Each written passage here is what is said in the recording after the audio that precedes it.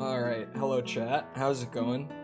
Don't believe Sepper and his lies. I have been very late to streams before, but only ever on Twitch. I've never been close to that late on YouTube. Anyway. Never. Truthful? No. Couldn't have been. Find me the proof and I'll believe it.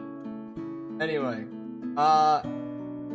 My audio isn't right, so I need to restart my OBS, so say hello to the void for a moment when you see him.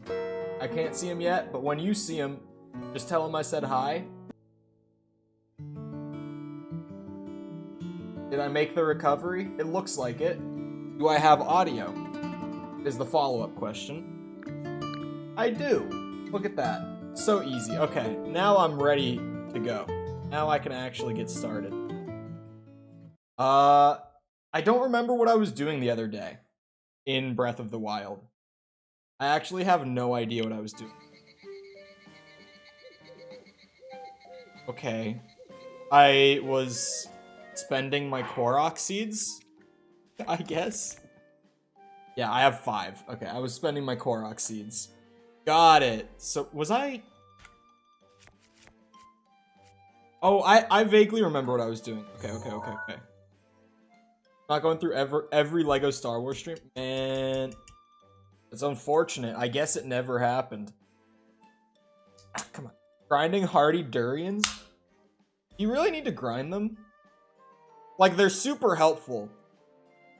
But do you need that many? That's my question. Hold on. Just clearing something. Okay. Sorry, I'm a bit... My brain is everywhere. I spent all morning editing a video. My brain is like mush now. And the video, I think I spent like 3.5 hours editing. And I think I got about 2.5 or 3 minutes of actual video out of that whole process. It's very editing heavy. When I said yesterday that I was working on like big video projects, I wasn't joking. They're very, very editing heavy. I'm gonna go to the ferry real quick and see what I need for armor, because that's what I remember doing the other day. Was I was grinding out like armor upgrade materials so that I could be overpowered going into the rest of the game. Welcome back, JJ. Wait, what did Jacob say that got deleted? Wait, can I not see the deleted message on my phone? It's being buggy. Oh. I was like, what is this? What got deleted? I figured it was censorship and not actually something that... I can never find this fairy fountain when I come back up here. There! I was facing it to begin with. Master Sword? You sound very afraid of the Divine Beast.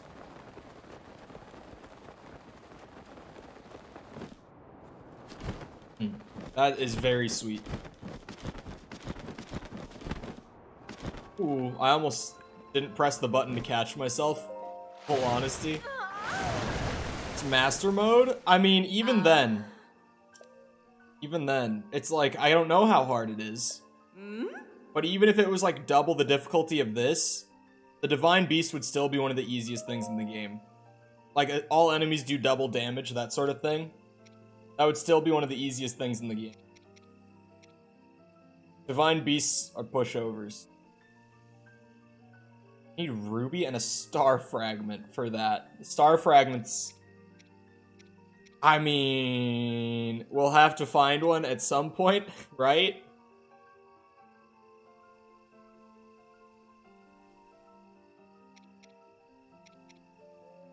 Zap shrooms. I could do Hinox Guts. That's pretty easy. And the butterflies are like over near Death Mountain, generally speaking. I would need a bunch of them though. I need like 10. 11. 11. Hardy Bass, not that hard to find. Hyrule Bass, even less hard. Alright, one thing at a time. Zap shrooms. Trying to think. If I find zap shrooms. Inox are probably easier. Let me get the map open. Question of the day, blue, backed by science. Also, hello, Bucket. I only just read it. Again, I'm scattered right now. Scatterbrain is fully active. Is this something that, like, is literally backed by science? Like, we've crunched the numbers on this to find out. I could get some Hinox guts fairly easily. That shouldn't be too bad. Goodbye. I know that she's not saying bye. Oh wait, I don't even have that marked on my map. I mean, I could get that region marked. Oh, I was gonna say, is it the last one I don't have? But it's not. Are there any up by, like, Zora's domain? Using 2 maps at once gets kind of confusing. Oh, yeah! Yeah. Okay, there's one really close to Zora's domain. Literally backed by science? Damn, they've done... I'm assuming, well, I mean... There must be, like, an official, like... I'm trying to think of it. You know how in, like... Sorry, this is gonna be the weirdest way for me to explain it, but this is the way my brain is wired to think at this point. You know how in, like, HTML, there's, like, color codes, right? And you'll see those same color codes if you use, like, Photoshop or really any photo editor. Or it's like a combination of numbers and letters that tells the program what exact color and shade and everything it's supposed to be. Is there, like, an official kind of, like, this is exactly what we consider turquoise kind of thing? You know what I mean? Like, is there something like that? But hello, Smitty. How's it going?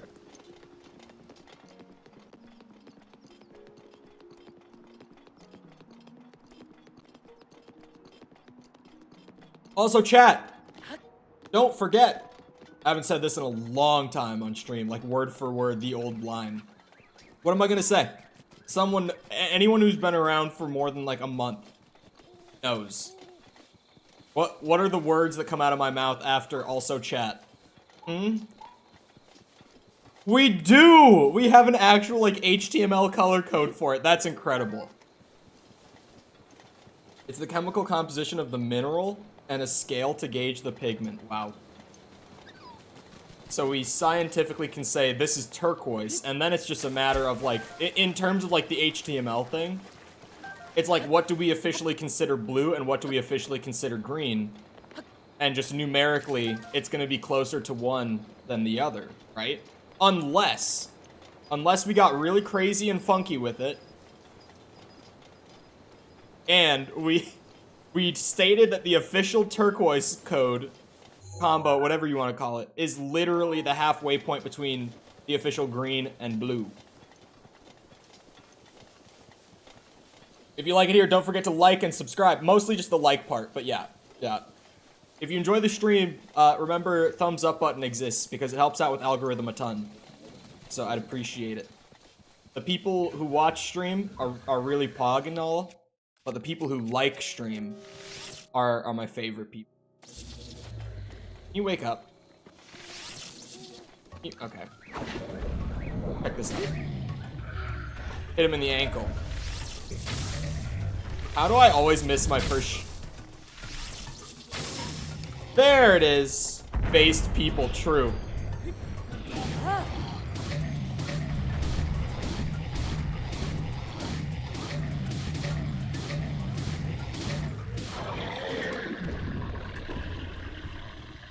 Ever heard of spin to win, chat? There it is. Oh wait, no, wait. I just saw based people. People who dislike the stream are not based. People who dislike the stream hurt me, personally. If it's like a personal attack. I'm your favorite people. If you currently have a thumbs up on this exact stream, then you're one of my favorite people. By default. Full parasocial shit. There's another one right down by that tower. It's a blue-green spectrum. It also depends. Yeah. But it's like, what... We have... Like, Sepper dropped the code, right? Where he's like, this is what we officially consider turquoise. Exactly. It's like, that one numerically probably is closer to one than the other. So you probably could do it. But you'd have to actually... Like, I couldn't look at that and then look at, like, the blue and the green codes and know which is closer to which. Or, sorry, which one it's closer to. Wording.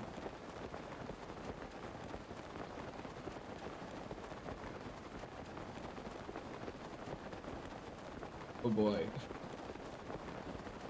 This rabbit hole goes way deeper than Finn probably thought when he wrote this question.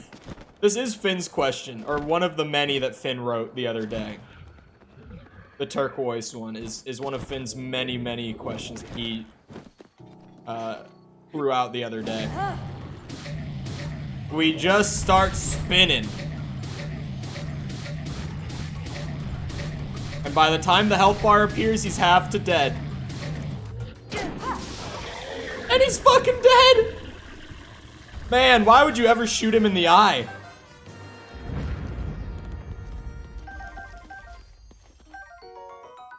Ooh. Seared gourmet steak. I guess I've never cooked a gourmet steak. Did I not get a second Hinox gut? Oh, I did. I did. Man, boss part farming. Pretty easy, huh? What's that? Oh, it's a lizard. Okay, that just randomly, I was like, what the hell is that? Kakariko. It's a close fairy nearby. Hold on. During the loading screen, I can see how many Koroks I have. We're at 311. Goal for the day. I should try to aspire for 350 by the end of the day. I could get 39 Korok seeds today. I think that's a very reasonable goal. With Urbosa's Fury is so OP. Yeah, just before he can even do anything, spin half the health bar away. And then as soon as my stamina runs out, it lets off like the massive finishing blow. And he doesn't even get to swing a single attack at me. Should have thought of this sooner. There's my sneaky armor as well. Oh, what? Apparently you can't flip over to the armor tab while you're holding stuff in your hand. The more you know.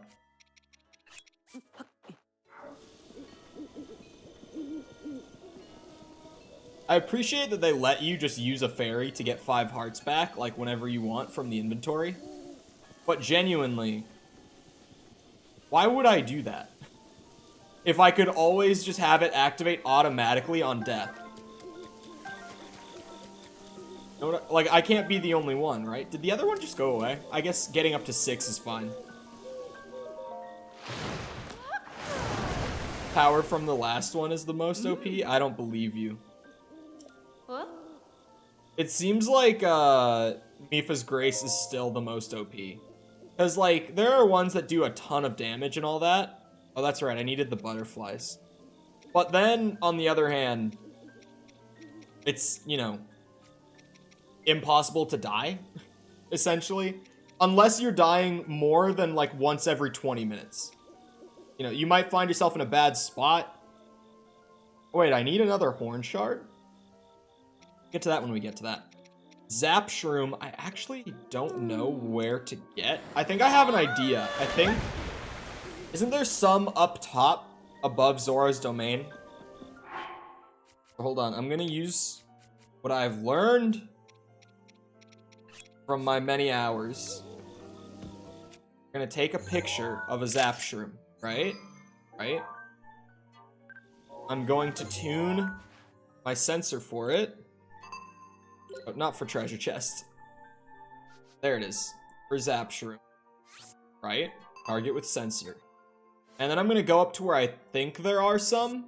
And if I'm right, I should be able to get plenty. I might as well stock up on a bunch. Never know when I might need it. Not the worst item to have on hand. Let's go and get some mushroom. Honestly, I really do enjoy grinding out the materials for the armor sets.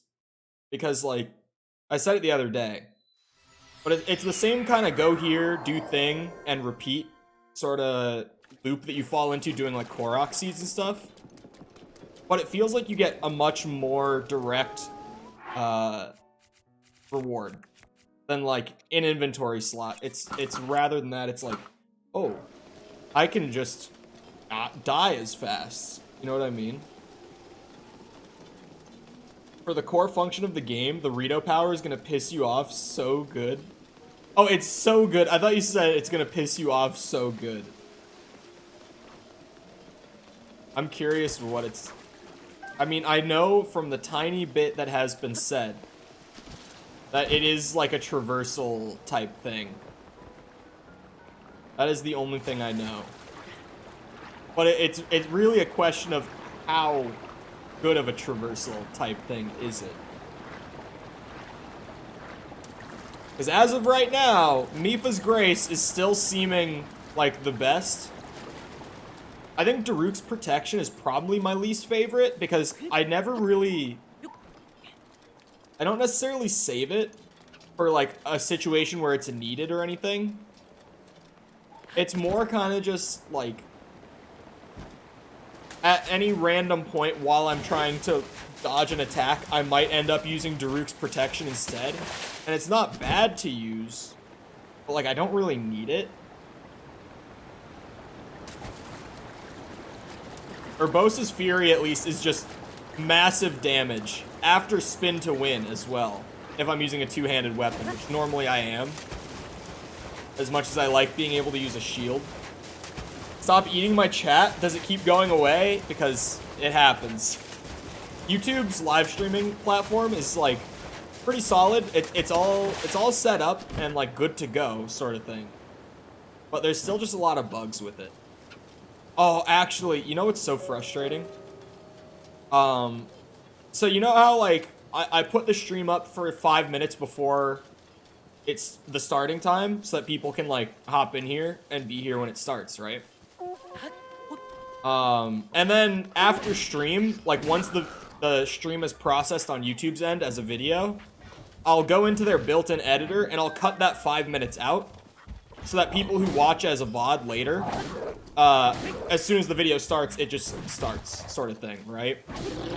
But YouTube, on occasion, has had this bug where when it processes the video the second time, when I cut the intro out, it massively desyncs the audio and the video. Like, really, really big disconnect. Like, 10 plus seconds kind of disconnect. And it just happened again. And thankfully, someone let me know through comments that it happened, because otherwise I would have had no clue. But, like, YouTube. What's worked before is I'll just, like, cut an extra second off the end, and YouTube will reprocess it. Because for some reason in my dashboard, when I go to, like, their built-in editor, the audio is still synced up. So, like, YouTube still has the original file saved on their back end, but the new file version that goes out to the public side is all fucked up. Like, the audio's all out of sync. It's super weird, but normally reprocessing it fixes it. So, but, because the streams are like 4 hours long, anyone who's ever had to wait for a video to process in HD on YouTube knows how long it can take for even just like a 10-15 minute video. The streams reprocessing in HD can take days. Like, genuinely, when I cut the intro off, it normally takes 2 or 3 days until it actually goes to public like that. So it's probably going to be another 2 or 3 days until that is maybe fixed. Possibly. I have no idea where to get Zapshroom. This is where the wiki comes into play. This is why wikis exist for open world games. This is why. What the hell? I opened the link that Sepper sent because Marcus said it was funny. I was not expecting that. In Akala and Gerudo... Oh, Gerudo Highlands. That's the snowy part up here, right? Yeah, let's go up there. I like snow areas. Yeah, apparently it's in Akala, Deep Akala, whatever that region is. And I don't know exactly where Akala ends and Deep Akala starts, but it's whatever. But this, I know where we're going.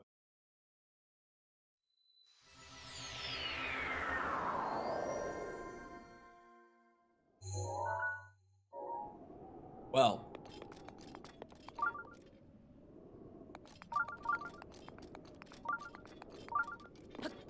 that's a good start.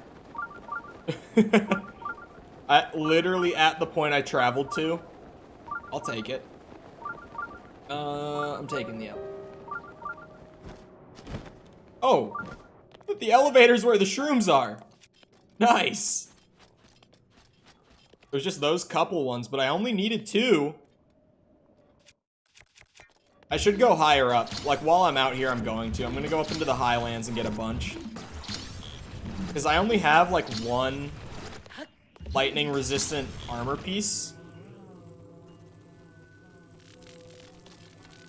Oh. Never mind. I'm not taking the elevator. It's stupid.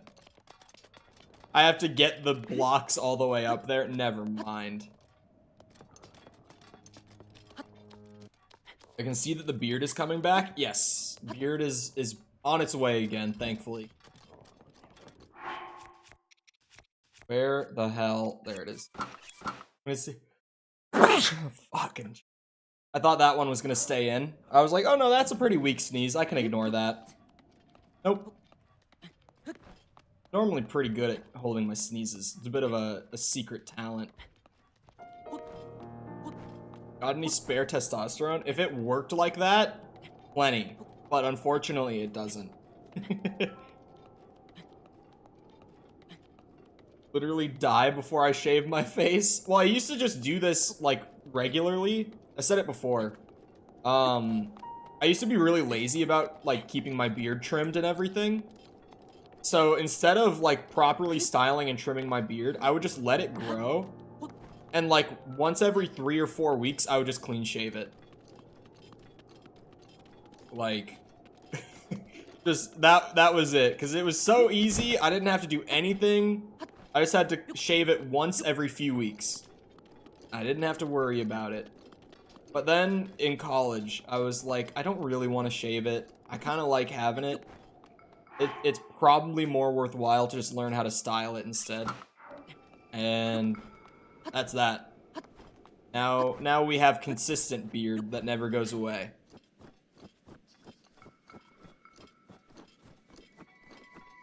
This is kind of a weird place for them to put zap shrooms, I gotta say. I wouldn't have thought that they would be up here. But here we are. I hate rain. I think rain is one of the most annoying mechanics in this. And it's one of those where it's like, I see what you're doing. I see the intent. I just don't think it's fun. I just don't. Like, I see what they're going for. You know, rain would definitely make it harder to climb the side of a mountain. Make it a little slippery. I get it. But it's just not fun when you're actually playing the game to, like, randomly, by a weather effect, have your climbing handicapped, you know? Hello, Jessica. How's it going?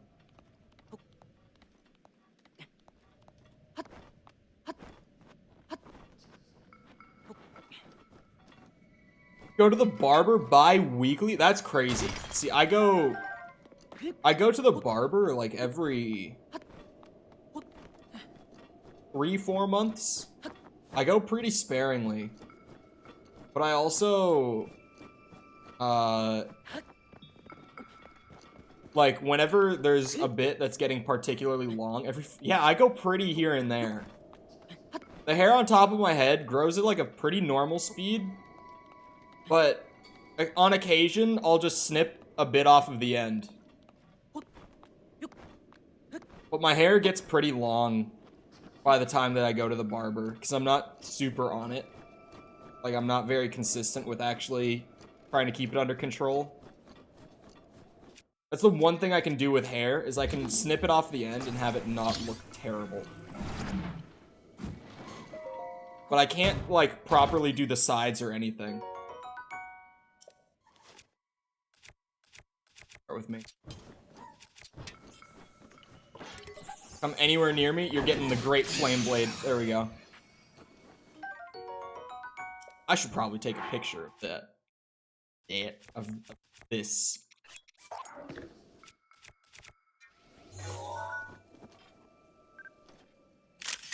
Great picture. I worked for a maximum security prison. I had to shave twice a day? Wait, what? Wait. That's some crazy talk.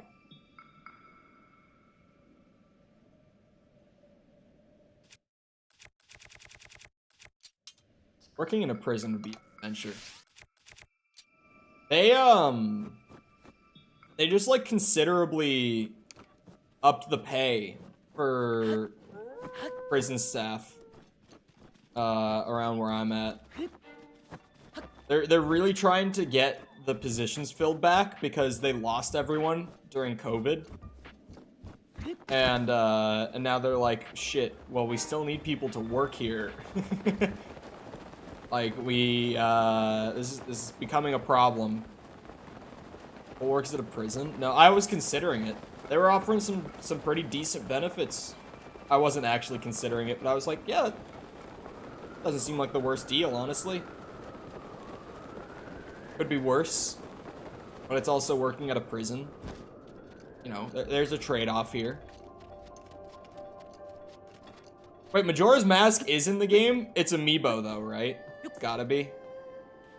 If Fierce Deity is Amiibo, then Majora's Mask has to be too. Okay. Oh, it's DLC. Same thing. Again, let's be honest about what the Amiibo are. They are little small physical representations of single item DLC. I hate Amiibo on paper. I hate what they are.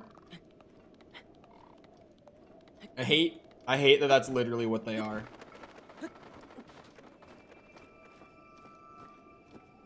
Because it's like, outside of that, they do something. You know, they might have some collection value.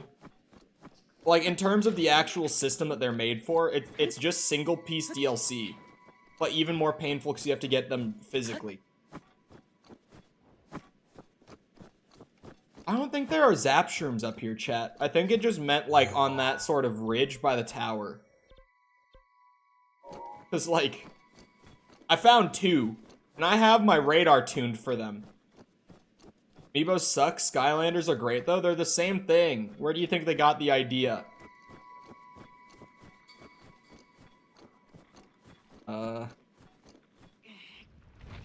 Ryan.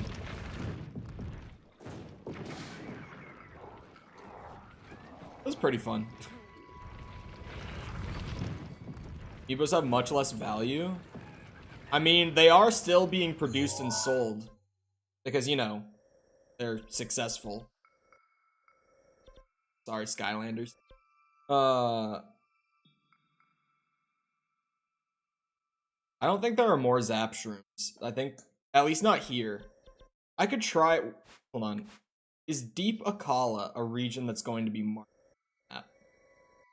What is meant when they say Deep Akala? Like, what is that? Skylanders will return someday, Copium. They probably will try to do like a resurgence type thing, but I doubt it will work.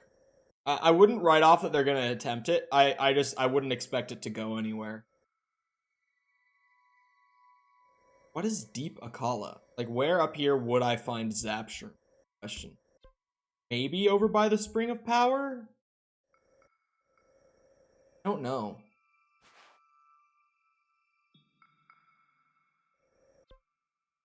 Maybe up by the lab.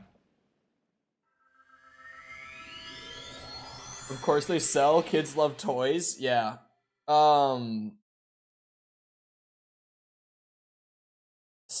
Anime figures are fairly expensive. Like, from what I understand, at least.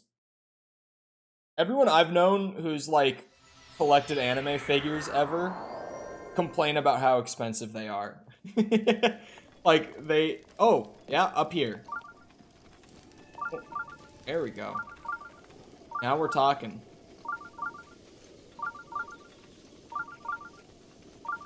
I love him. I never watched My Hero. I have a buddy who likes it.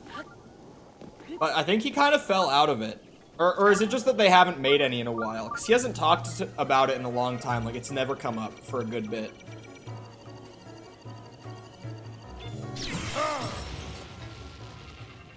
The new season just started? Maybe... I guess I'll have to wait like a week or two and see if he mentions it at all. But he's also been watching a ton of different shows recently. He's been trying to keep up with Andor.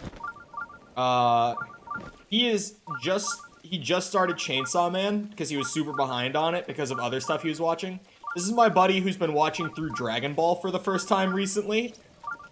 And he's like, he loves Dragon Ball so much right now for his first time watching it that he like is 4 weeks behind on Chainsaw Man because he was so sucked into watching Dragon Ball instead. So it's like, I don't know how much he's keeping up with. He's trying to watch so much at one time. Yeah, I saw the Pachita pumpkin.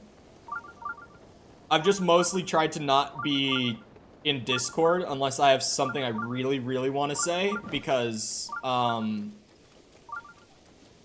has 3? No, 4 came out on Tuesday. I hate to break it to you, Bucket, you're an episode behind. I've watched it. I've seen the future. It comes out on Tuesdays. Sub. I think dub is behind if you're watching dub, but I just wanted to watch the show.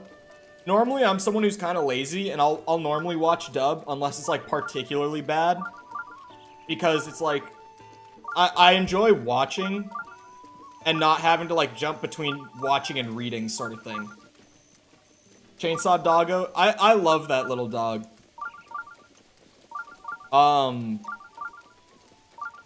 But I have to say, when the Chainsaw Man dub episode 1 came out, like the first episode of the English dub, I went and like skimmed through it just to see how the voices were. They were fucking horrendous. I could never watch that one in dub. Like, Chainsaw Man is one that I'll only ever be able to watch in Japanese, because the English voices are bad. Don't worry, I'm all caught up. Oh, okay. I was like, uh-oh. This is not the way to find out. Where are these shrooms? Also read through the manga no less than 5 times. Yeah, my, previous girlfriend is the only reason I've actually, like, watched Chainsaw Man. It's her favorite manga. She, big weeb. Like, to the point where she's a big manga reader and stuff. So, like, she's the only reason I even knew about Chainsaw Man. Like, back before the anime even got announced, I knew what it was, because she was so obsessed with it. But I always thought it was just, like, some random manga. I was like, oh, okay, it's, like, some niche, you know, whatever kind of thing. I didn't realize it was actually popular at all until they, like, announced the anime and everything. And I saw, like, the internet collectively lose their shit over the anime announcement. That's when I was like, oh, wait, people actually do read Chainsaw Man. It's not just some random, like, niche manga that she came across.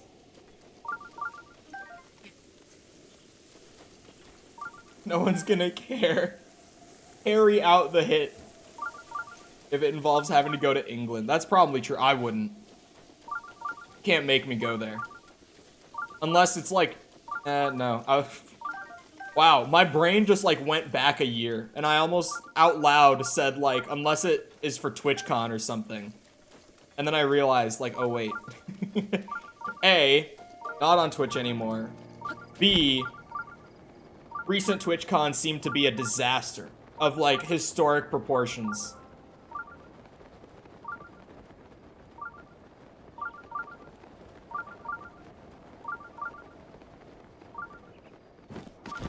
Invite Cole to TwitchCon. Oh, I got 25 now? Okay, let's get to... I'll grab a few more just because there are a ton here. Oh, wait. Hold on. Change of plans. I don't need any more. Change of plans. We retune it for silent shrooms because I also need these for other armor.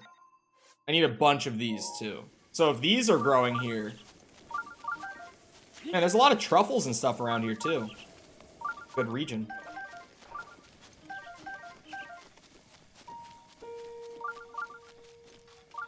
My question of the days have been used. I have to burn through them and then add them to the dock so that I can reshuffle and add them in. Southern Europe is hell, besides Greece. Greece is nice. I liked Greece. I didn't go anywhere else in Southern Europe, though, when I was over there. Although Athens was a mixed bag. Like... Definitely, Athens was still very much suffering from the economy crash when I was there. So, you know. But other parts of Greece were awesome. Wait, where? Aha. Where is this? Hold on, I thought I had found it. Where is this shroom? Oh, there it is. I just gotta check, like, the whole base of the tree when it's near, or when I'm near it.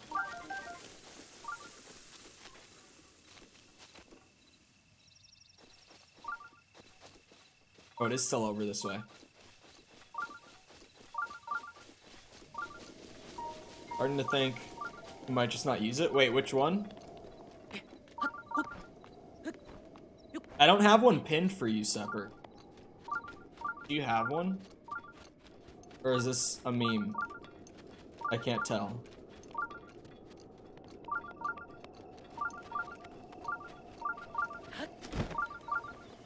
I need these silent shrooms. What the? I didn't even see him pop up and shoot that. Aha. I see you.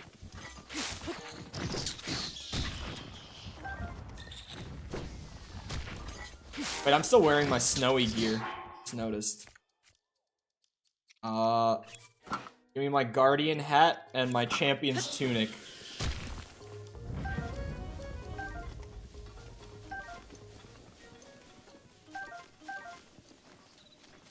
Why did he send it as a Discord image link?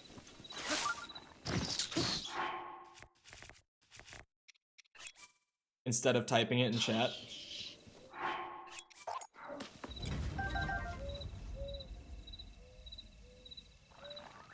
Oh, I did see that. Never mind, I did see that.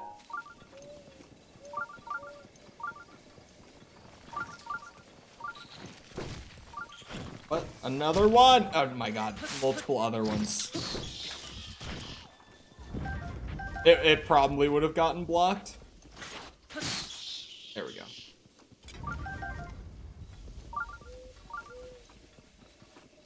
Oh, sticky. What? There. Okay, how many do I have? I need more than that. These ones are way more spread out than the Zap shrooms. I can't find them in as big of groups as consistently. Holy frame rate with the fire. Wow, wow. Ow.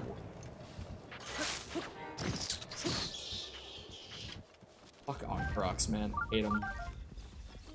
But they are dropping bass, just not the kind I need. It's a nasty little thing. I like chinchillas. I don't think I would like to actually have one as a pet, but I like them. Oh. What am I looking for? Silent shrooms. Oh, that was a bass. That was a bass that I need. Hyrule bass. Fine.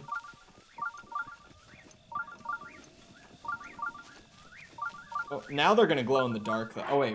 If it's nighttime. Hold on. It's nighttime. Let me get my speed boost from this armor. It doesn't really look like it kicked in yet. Birds.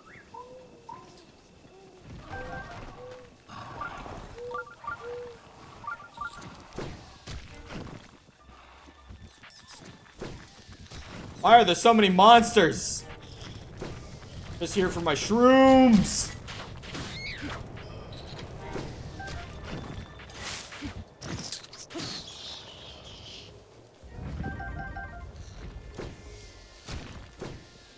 There's one. Kind of high maintenance. I think they are.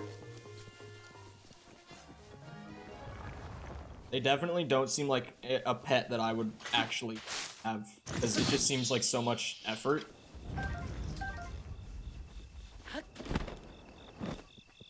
Not the 19% anymore. I mean, it's like 15, but the meme lives on.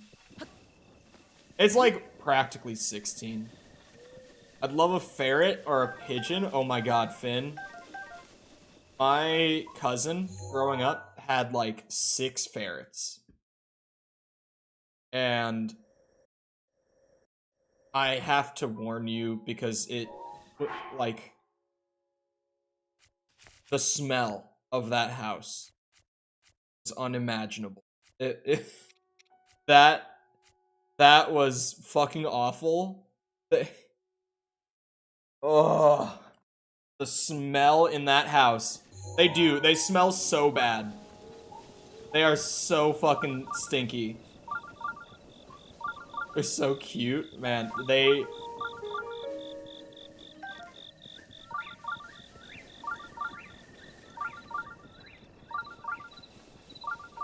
Where is this room? They're around here. It's just they're not in like big groups. Plenty of them here. Gonna be low? Gotta be, right?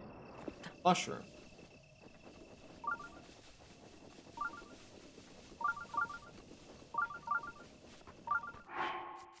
Or not.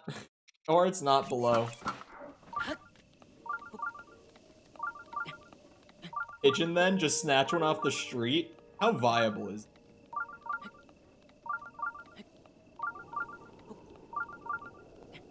Can you imagine?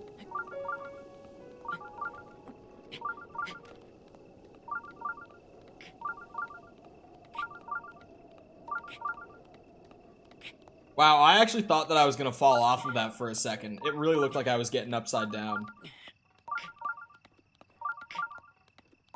You wanna farm Koroks? The Tabantha region has a lot of peaks.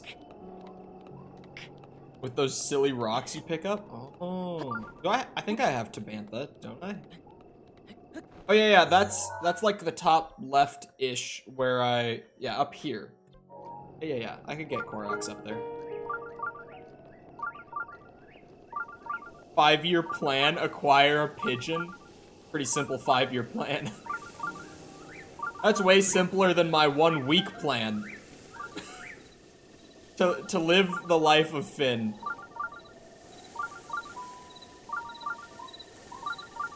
It's even simpler than my day plan. For the rest of the fucking day. Oh, okay. So the video that I'm working on, I really, really love working on. I think I mentioned this the other day. I don't remember if I did. I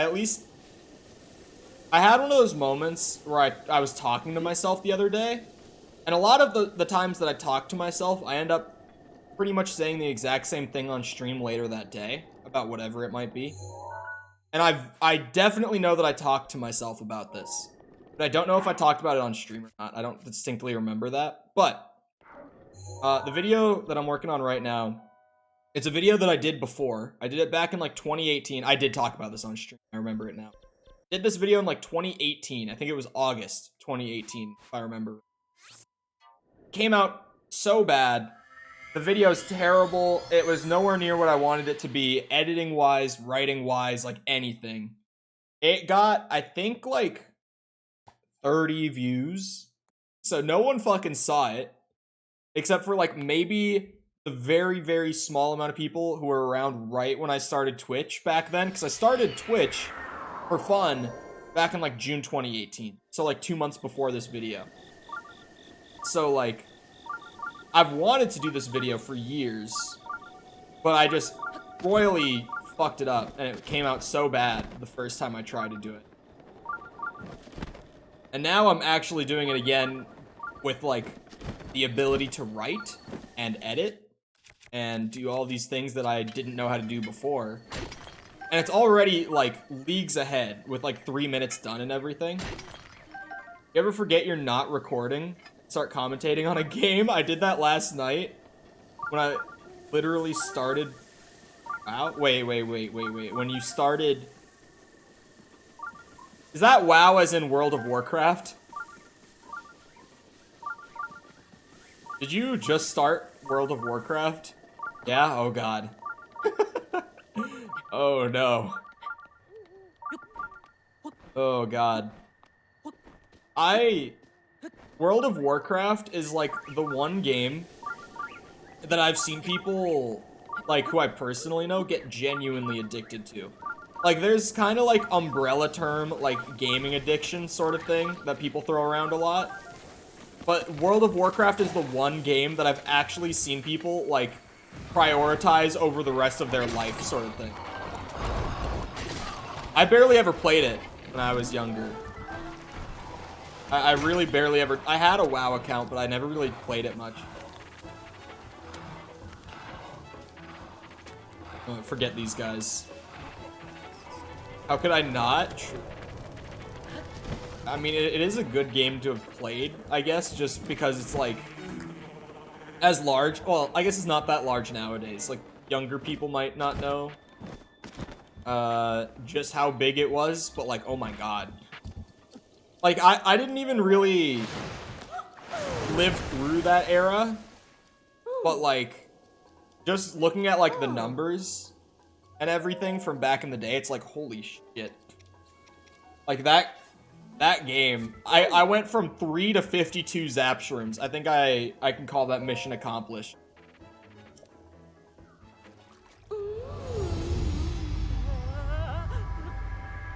It is famously a social life ender, pure addiction. Yeah. Watch a lot of Asmongold, and I also... Well, I don't really watch a lot of him, but he'll, like, pop up in my recommended, and it won't even be his channel. It'll just be some random, like, Asmongold talks about this, and I'll click on it, and it's like, I like him. I like the way his brain works. And, I like listening to the way that he thinks about things. But... I've never really been necessarily an Asmongold watcher, but I always click on stuff like that. Like him reacting to things or just like talking about things.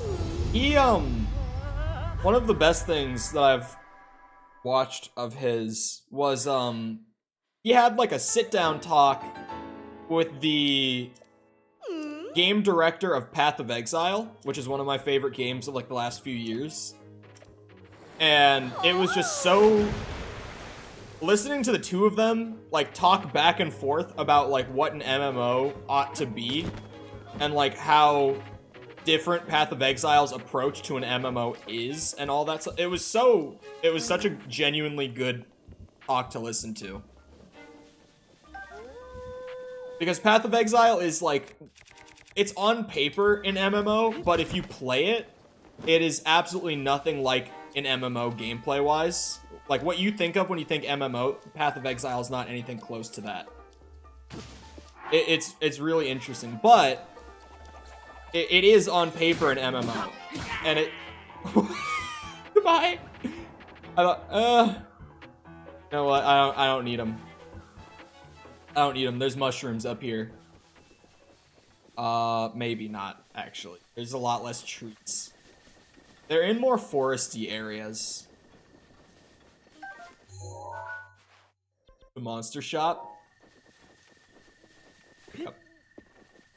I have gone to the monster shop. Where was it? Where was he?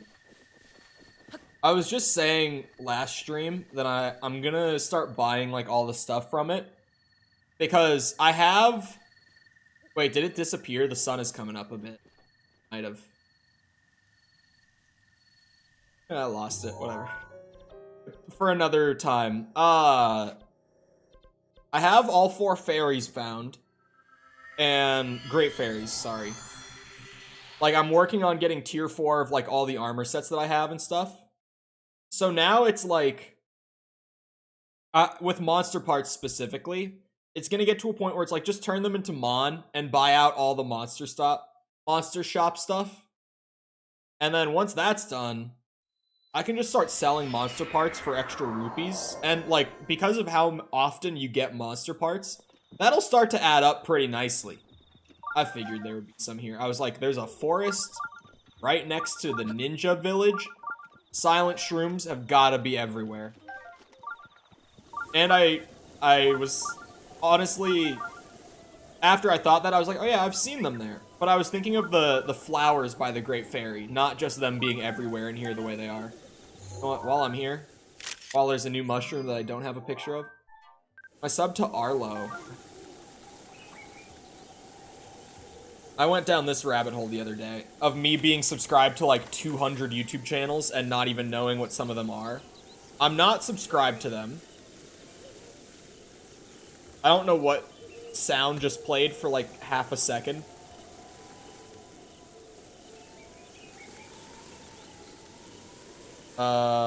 Nintendo, I guess just gaming news, but seemingly a particularly big fan of Nintendo products, but also just some more general news. There's a review of the RE8 DLC, which I honestly don't really have much interest in at all. I honestly know nothing about it. Weirdly, for someone like me, it's like I just don't really care about a Resident Evil product for some reason. But yeah, like Nintendo news rounds up and stuff, and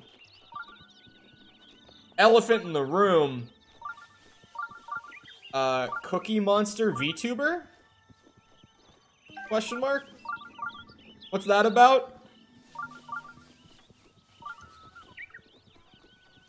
Someone explain? Silent Shroom up here?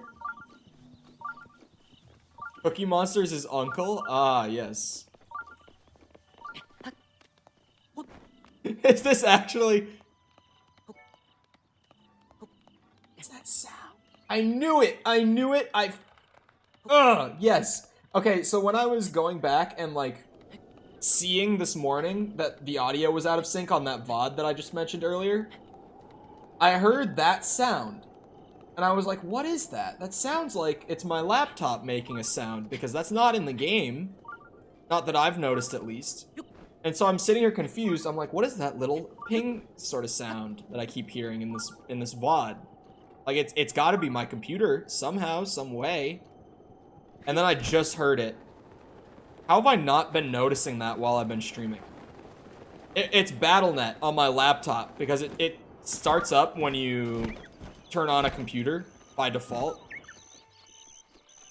And it's like notifications of my friends like turning on their computers and their BattleNet comes online.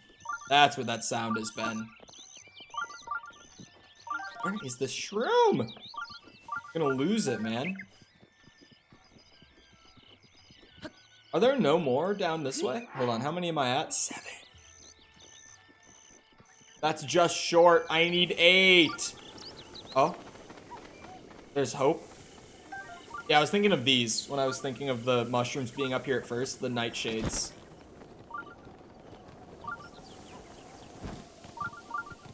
What's that?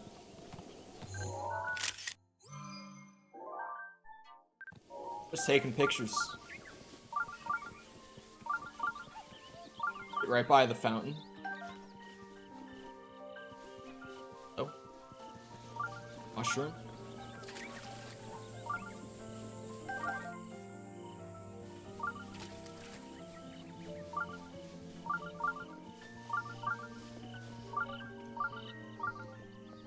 More carrots. It's kind of random to have a bunch of carrots like hidden behind trees at the fairy fountain.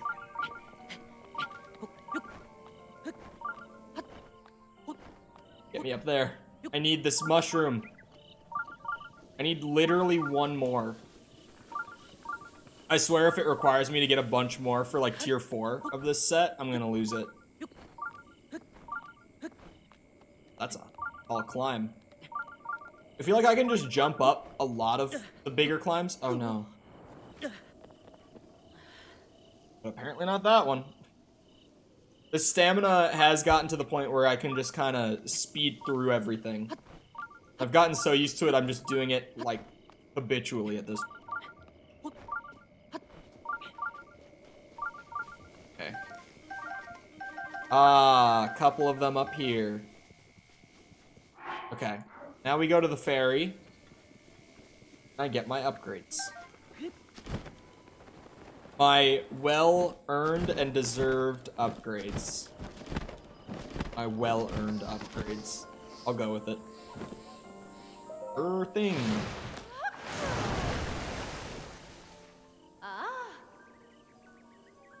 Yes. Pants. I need better pants.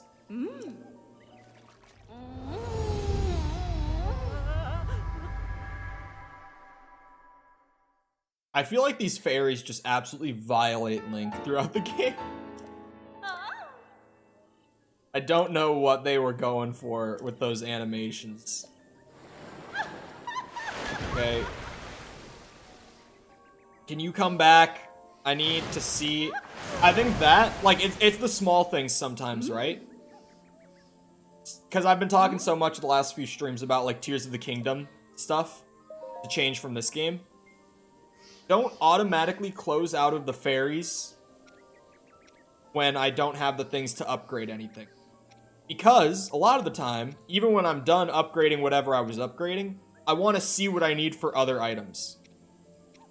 So the fact that she has to, like, go through her going away dialogue and animation, then she has to come back and do the dialogue, and then I finally get to look, and then she has to go away again. It's just, it's unnecessary time spent. It's the little things sometimes that, you know, the more they happen, they start to build in terms of frustration. Oh, this is like a consistent thing where I'm gonna need butterflies for like all of it. Tier 4 and Tier 3. It's gonna need a ton of those. Oh, but I don't need more. Whew. Where do I get a stealth fin trout? Silent princess I can handle. Those are in a good few places that I know of. Alright. One thing at a time. The butterflies from Death Mountain. And then I'll probably go do something else other than farming armor upgrades. Even though it is very nice to do. I've just been going at, like, various collections of items for, like, an hour about, almost. So, after I get some butterflies, I will probably move to something else. A young man with needs? It doesn't seem very consensual. I don't know about you. I've seen the animations. He doesn't seem too interested. But then again, you could make the argument that he keeps going back. So I'm going to need a picture of a butterfly. Okay. Actually, I can mix and match some sneaky clothes in. As long as I just get enough heat resist, right? I can just have my camera, I can look for a butterfly.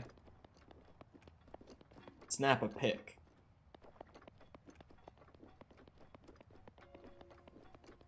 I don't know exactly where to look for them, but this is where I did the lizards.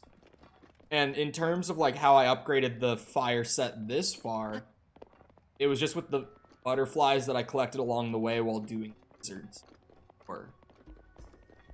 So I think that this is a good starting point, at least for me to get a picture. Thank you.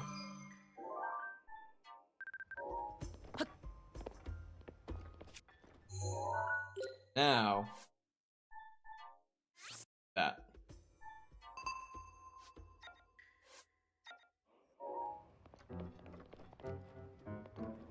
Was that the Lionel picture right there? Not gonna catch that one, there's no way. I completely lost it. I have no idea where it went. Also, the hot springs up here. Take a second to chill out in the hot spring.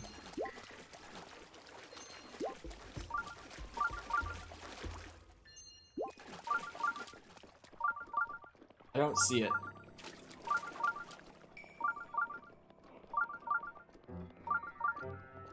Oh, the lizards I also need, I think. Wait, no. I need the hightail lizards, not the fire proof.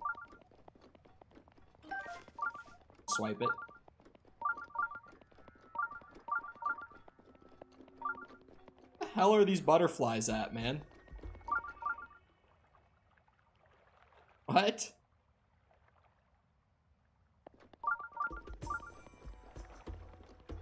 This game is fucking with me, right? I wonder...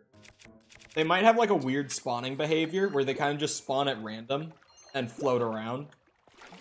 Rather than like being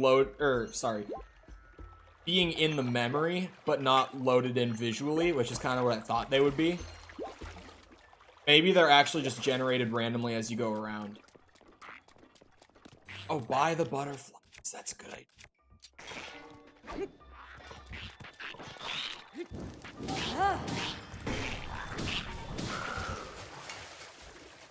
I've never heard Link say no. It's all on the face, you know. It's written on that face. God, where's my hammer? I can get a bunch of amber, which I also need.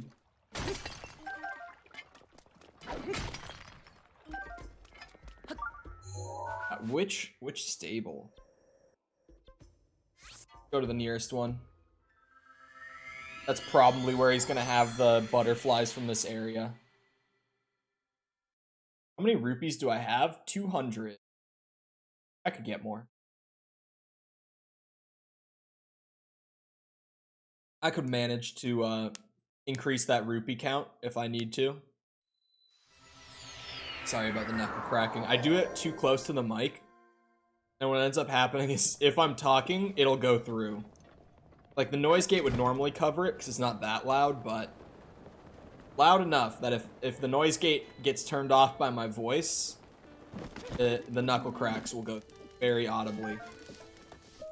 Wow! Oh, my back. It's been one of those weeks where my back is just all tensed up. Oh, did I already buy a bunch? God damn it.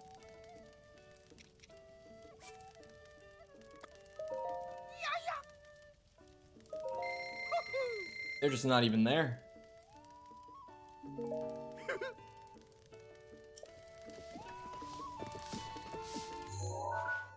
Try some other stables, maybe? Just to see. Because inventory changes regionally. Maybe he just doesn't have them right there. He probably did, and I probably bought them for the other armor. Or, not for the other armor, but for earlier upgrades of the same armor. That's what I'm thinking.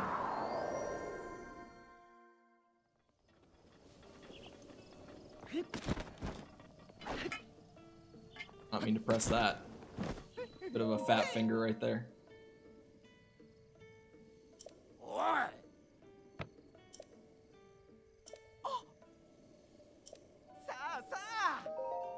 Show me. Wait, this shop is actually goated. Wow! Okay, so we got that. We can get 10 arrows. And I can get 2 radishes. Camera's in the wrong spot. I forget. Switching between games is confusing sometimes. Not necessarily confusing, I just don't think about it. What? 2 rupees for a fairy? They just really don't want you selling them. Let's see how it is.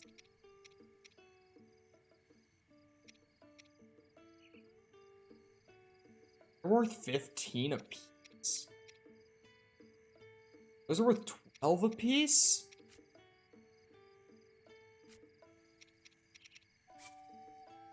Let's just get some money back in my pockets, right?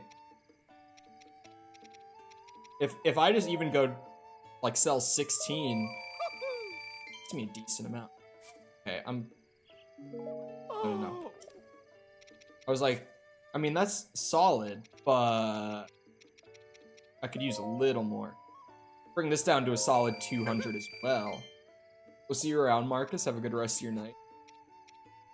Anything else worth selling off some? Honestly,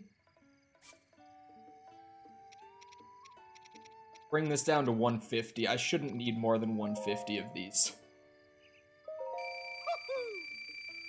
Just to have some solid walking around rupees.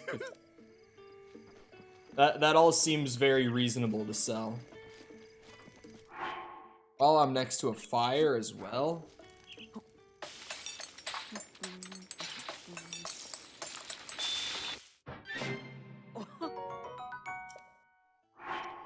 Pick up a couple of these.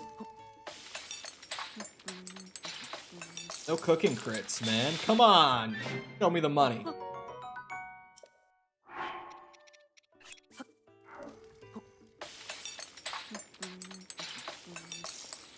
And how much are these? One? I mean, it is full recovery. They're still pretty good. What am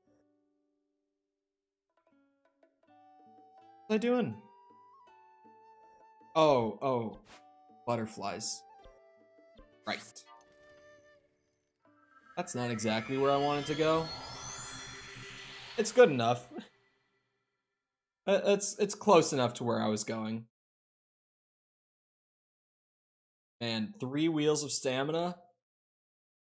Plausible, but I only have 1 orb right now. I'd have to do 3 shrines today if I wanted to get that.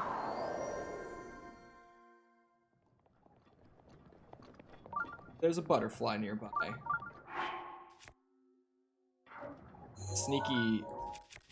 Sneaky armor might be worth keeping. Take this. That's what I thought. Oh, okay. I see how it is. You know what? I didn't want to be here anyway. I shouldn't be here. I said I was going to go somewhere else. I think I will take up Jacob's word on the Tabantha region having a lot of Korok seeds. That is what I will go do.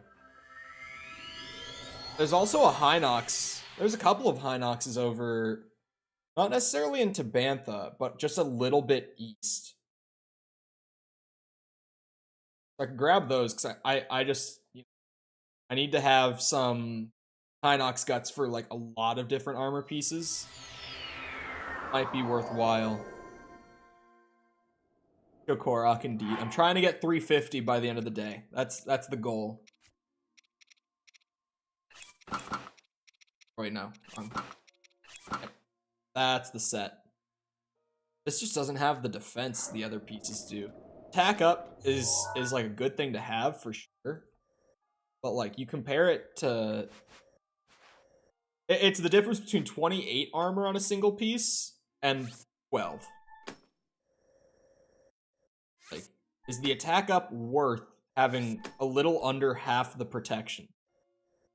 I feel like with the full set, it would be really good with like triple attack up, but with just one piece, it's not worth cutting that much protection out, I feel like.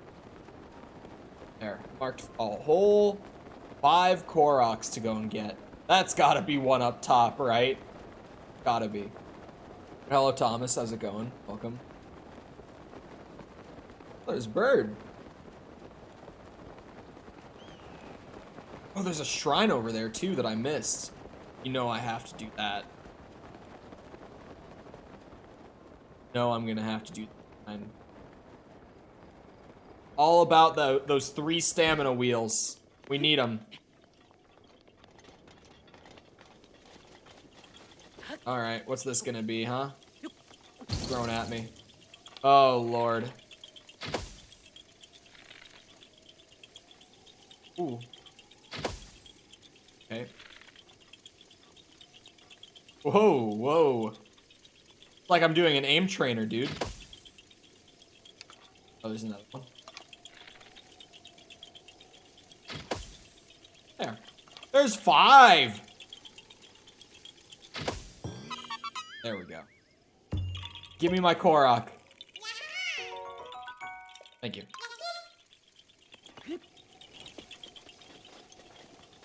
Where is this one? Is it gonna be in like a cave? Bombable cave? Oh wait. Not bombable, but it's definitely a cave here. Offer the apple. I know the rules by now. Yeah, I've done some Korok hunting before. Once or twice. Kind of a big... Kind of have hundreds on hundreds of Koroks at this point. They thought I wouldn't be able to get them all. We're 2/3 of the way, a little over 2/3 of, or 1/3, fuck. We're over 1/3 of the way. In my head, I was like 2/3 of the way to go, but out loud I said 2/3. The total was, I think it's 320, or no, like 313 or something like that. 300 something, low 300s. I don't remember, I think it was 311, now that I'm thinking about it, before I just got those two. So I think we're at 313 now. I'll see when we go into the shrine over here. This one's gotta be on the spot below. No, but there's some ore down here, so we take that. Bonk. Bonk.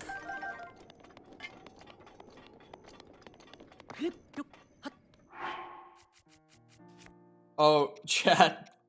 I've mentioned before that my mom is a big Star Wars fan, like for her whole life, because she was a kid when like the original trilogy came out, right?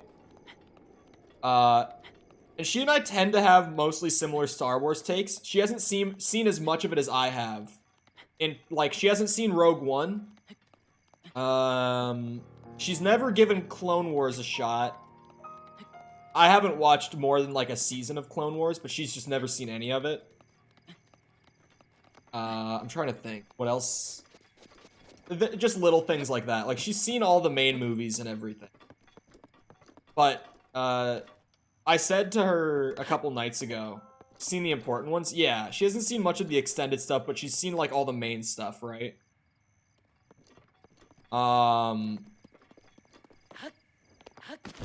But... She, I said to her the other night that Andor is probably my favorite Star Wars show. And she was offended. She couldn't believe that Mandalorian was not my favorite. She really likes Mandalorian, both seasons. Ah, Smitty, I know you're not caught up with it. Because I know that you're a Star Wars guy. And I know that every Star Wars guy I know who's actually, like, really been watching Andor at this point is like, yeah, that's some good shit. I'm having a tough time caring about Star Wars and Marvel TV shows. So am I. So am I. Of course, she would love Baby Yoda. Yeah, she does. She really does. I think it's in the storage unit where, like, most of the stuff from my apartment is right now. But last Christmas when I came back here, she got me like a little like Baby Yoda like Target toy that literally it just sits there, but if you like touch its head, it'll like move around and make noise if you've got batteries in it. And for a while, in my apartment in Florida, Baby Yoda was like sitting right under my TV, like on my TV stand. But he started acting up with batteries in him, where even if I turned him off, he would just randomly, if there were batteries in it, he would randomly, like, move around and make noise. Like, as if you had, like, touched his head. Even if you flipped the power switch to off. So, I ended up taking the batteries out of him and putting him in the fucking storage room. So I was like, that's not right. You can't be doing that. That's some freaky shit. Haunted Baby Yoda? Yeah, and that's why he's in the storage unit. But she got me this cursed-ass Baby Yoda toy from Target. Oh, I'm dumb. I didn't zoom in close enough. Okay, so this one is like it's one of the ones where you have to go from that end to this end. But the map marks that end as having the seed because it's where you end. where you finish. Just wants to be loved. It was fucking weird. Should have gotten you the Baby Yoda Lego. I didn't even know that was a thing they had. It could be below the bridge. I kind of thought it would be up top. Oh, it's okay. I'm gonna have to fly across. Awesome. I have speed up food, I think. Yeah, I do. I'll just preemptively take a little munch. And we're off. Oh god.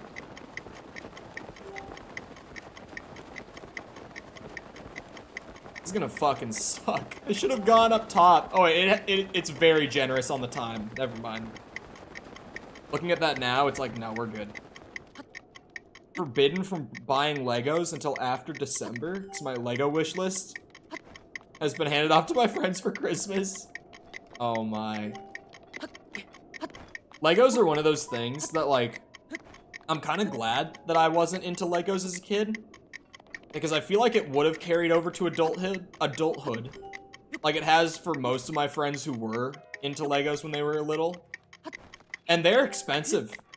Like, I'm genuinely glad that I wasn't really big into Legos, just because I feel like it ended up saving me money in the long run. 20 years later, I'm now not spending hundreds on Lego sets, and I'm sort of like, you know what? Maybe it's good that I weirdly didn't really like Legos. It seems to have paid off for me. They're so expensive. Like, I have friends who will randomly get something, and it'll be a really cool set. And then I'll be like, how much was it? And they'll be like, oh, it was like 150. It was fucking what? Like, every time, I'm just like, you're kidding me. Like, no, they're expensive. And I'm like, yeah, that's crazy talk. Holy, the triple speed up is absolutely zooming. I love having food. I need to just be stocked up on speed up food all the time. This is the best effect in the game. It's a painful hobby for my wallet. It's like, yeah, I already am a PC gaming enthusiast. I definitely don't need Legos on top of that. Especially approaching Black Friday. I feel like this Black Friday is going to be very expensive for me.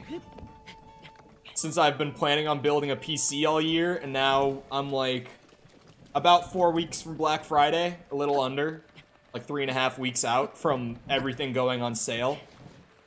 Like, oh yeah, that's gonna get expensive really fast. Gonna have to swipe a 30 series, a new CPU, motherboard, some SSDs. It's gonna get expensive real fast, and it's all gonna be for me. My entire, like, Black Friday budget for this year is going to go towards my PC. It's gonna be a chunky boy, though. I don't need, like, a 40 series and, like, a Threadripper. I don't need to future-proof beyond belief. But just something that, that I can build that will be, like, perfectly fine for 3 years or so. And also, I need to do a better job of keeping in mind the fact that I'm going to want to upgrade from the offshoot, which I did not do at all with my current PC.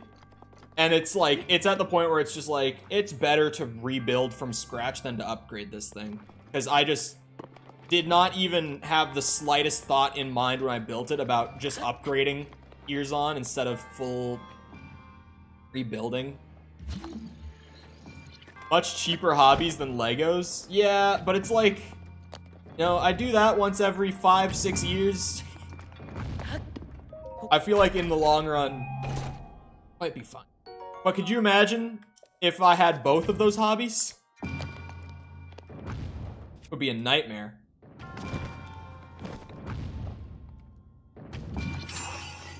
See, now the problem, yeah, is that it's going to do that.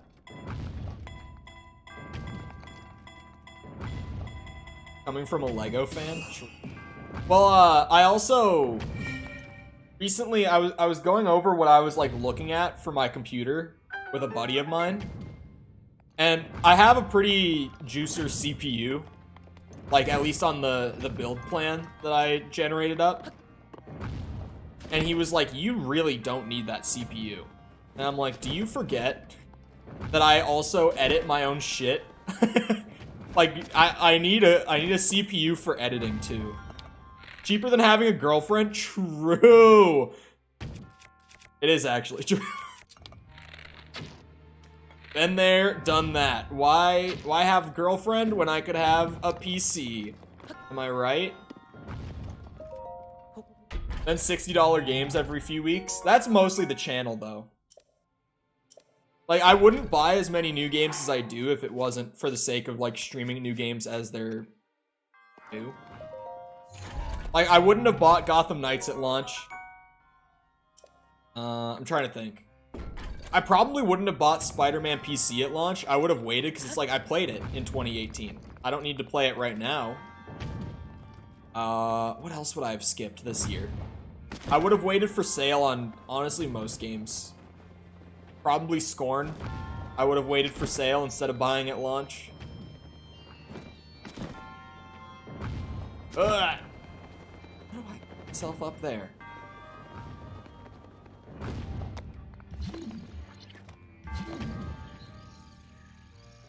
I'm missing something.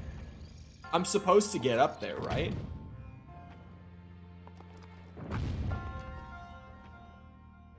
I'm the expensive one in our relationship. That was very much not me. What I am gonna do real quick. I'm definitely the cheap one. Because I don't even buy anything for myself. Much less really let people buy shit for me, ever.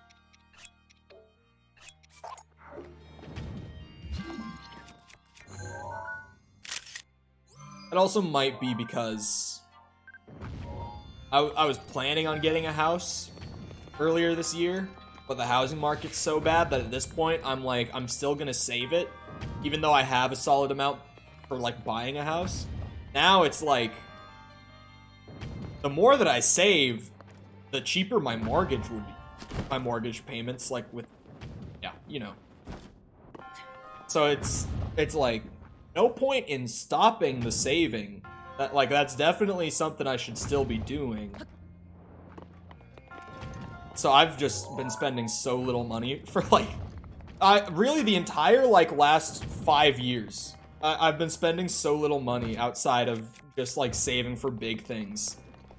I saved for my car for, like, 2 years when I was, like, 15, 16. Oh my god, I just had to turn to the left. You're kidding me. You're kidding. How did I miss this? Make me your mortgage guy? I don't know how that will work logistically, but sure. Oh, for fuck's sake.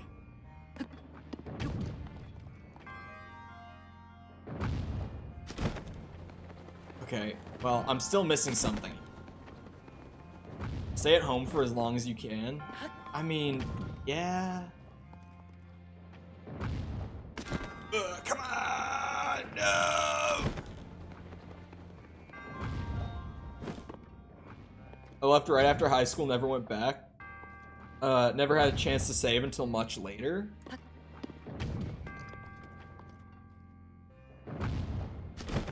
Oh wait, what if I run into it? Oh. That is just a shoot it thing, isn't it?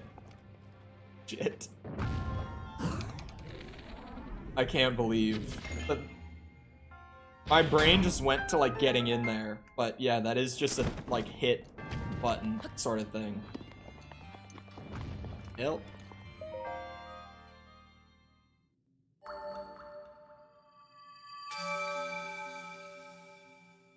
I don't know. I very much am someone who strongly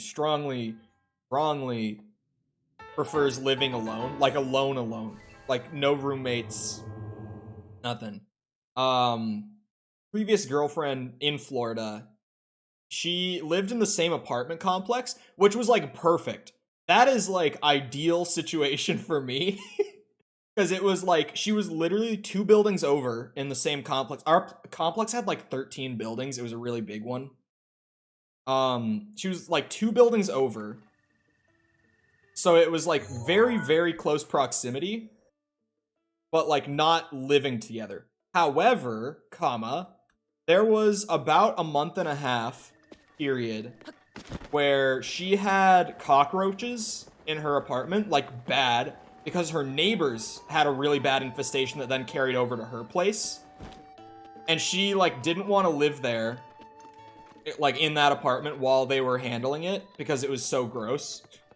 She would see like 1 a day. Like it's really not that terrible, but like cockroaches are weird. They're not enjoyable to be around. So she ended up living in my apartment with me for like a month and a half. And by the end of that, I was like, leave. I was like, you know, it's great that you're here. It's great that you live in the same complex, but like, I need my fucking space because I'm gonna come undone if I don't have time where I can just be in my own head.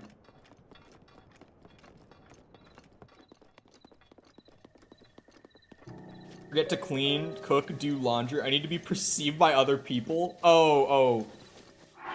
I think I get what you're saying. You need to have other people who will judge you for not getting things done to get things done.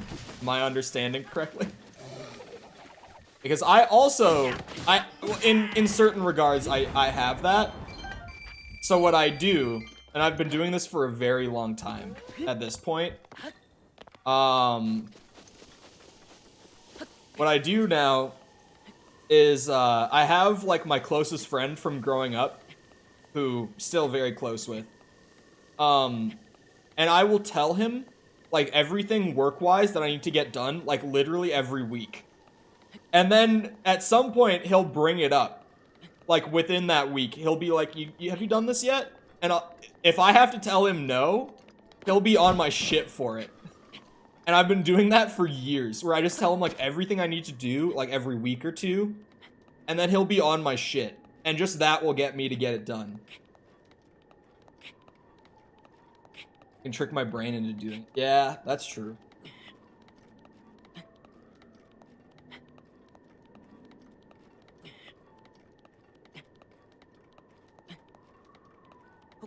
Yeah, I don't know. I feel like a house would be different for me though, because, well, in general, I do really like living alone. And like that still stands, but in terms of when I said like I'm gonna lose my shit if I can't just be in my own head for a while, sort of thing. It's the comparison between like my 1-bed apartment where it's literally bedroom, bathroom, living room / kitchen, which are really in like one big room the way it was, and then like my little storage room off in the corner, and there were 2 of us living in there. That was when it was like, we are literally living on top of each other, can't go more than like 30 minutes without seeing each other. I'm gonna lose my shit because I have 0 time to be alone ever. There's a difference between that, also Shrine, and like if I bought a house with like a 1st floor and a basement. And I've got a buddy who's like, if you buy a house, I would probably rent a room from you. And like, not for like full rent. Because he said this, and I was like, I can't charge you like full rent. Because full rent is fucked right now. I talked about it in our area recently. Where like, if I want to get a 1-bedroom apartment, it's like $1,500–$1,600 in my area right now a month. I was like, you know, like $700–$800 is plenty. Like that's fine. Like literally half the cost is more than enough. Like you do not need to be paying me $1,000 a month to have a room in my house. That's ridiculous. But that I feel like that will be different for me, because like having full separate floors is like, we won't literally be on top of each other. I'll have plenty of time to be off on my own and not even see him when I don't want to, sort of thing. Ah!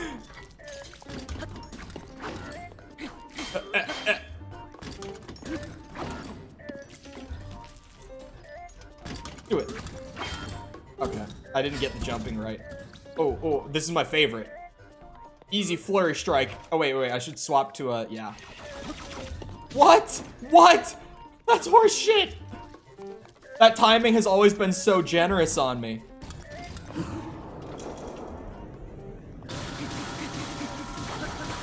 Rent is ridiculous. That's the main reason why I don't have an apartment. I've talked about that. It's just like, the rent here right now is so expensive. It's crazy.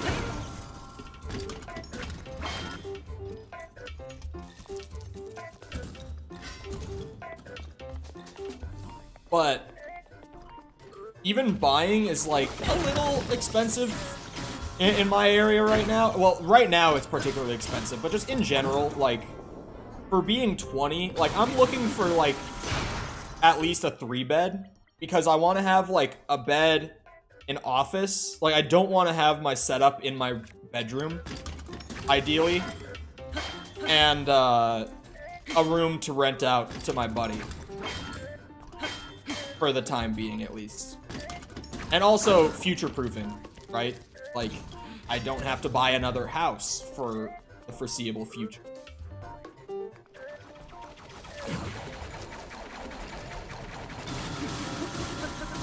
Bonk, bonk, bonk, bonk, bonk.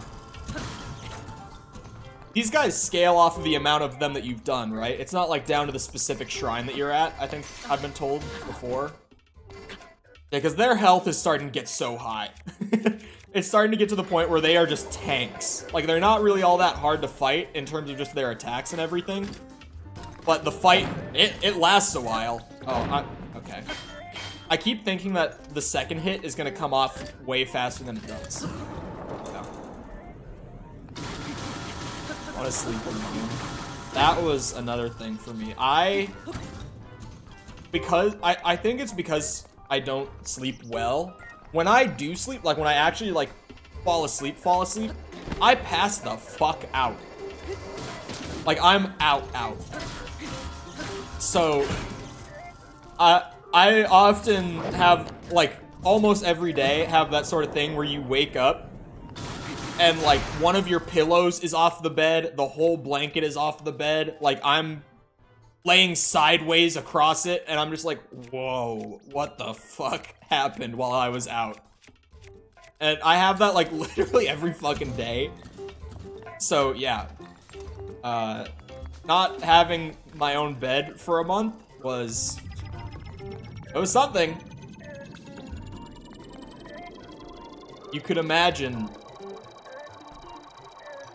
if that's the way that I sleep, like, every night. Ah, fuck! Hold on. Minor, medium, and major tests of strength. Oh, does it say it when you enter then? I must have just not realized that. God damn it. This one, is it just me, or does that laser come out faster than a Guardian laser normally does? Like the full-size ones. Yeah, I don't have an ancient weapon. There. Ate up all my shields the other day? What the f- I do have max, or wait, no.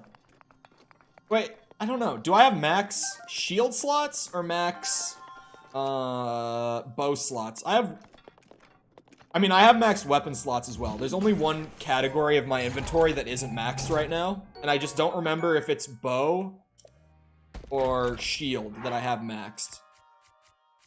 I think it might be bow. But it could also be 10 shields max as, like, I don't know which it is. I feel like 13 is a weird, like, odd number for bow, so it... I don't know. I don't know which one has more space. Because this one has, like, an even 20, the weapons. Right now, my shields are at an even 10. But bow, 13.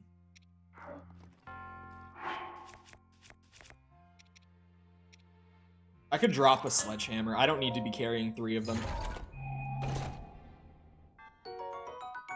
That's not terrible. It has crit. Like, the damage isn't great, but it has crit. And it's not much below, like, the Master Sword. So, Not bad. There's a Korok outside of this shrine, right?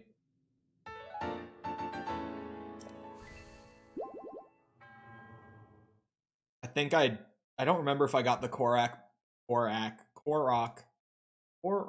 I get 100% on master mode after this. You realize how long that would take. Not just specifically because of master mode, but just doing a second 100%. I don't know about that one.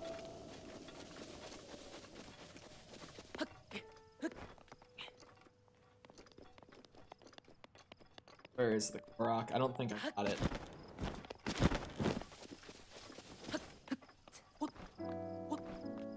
I mean, I could definitely do it. That's not the question. The question is, do I want to do it?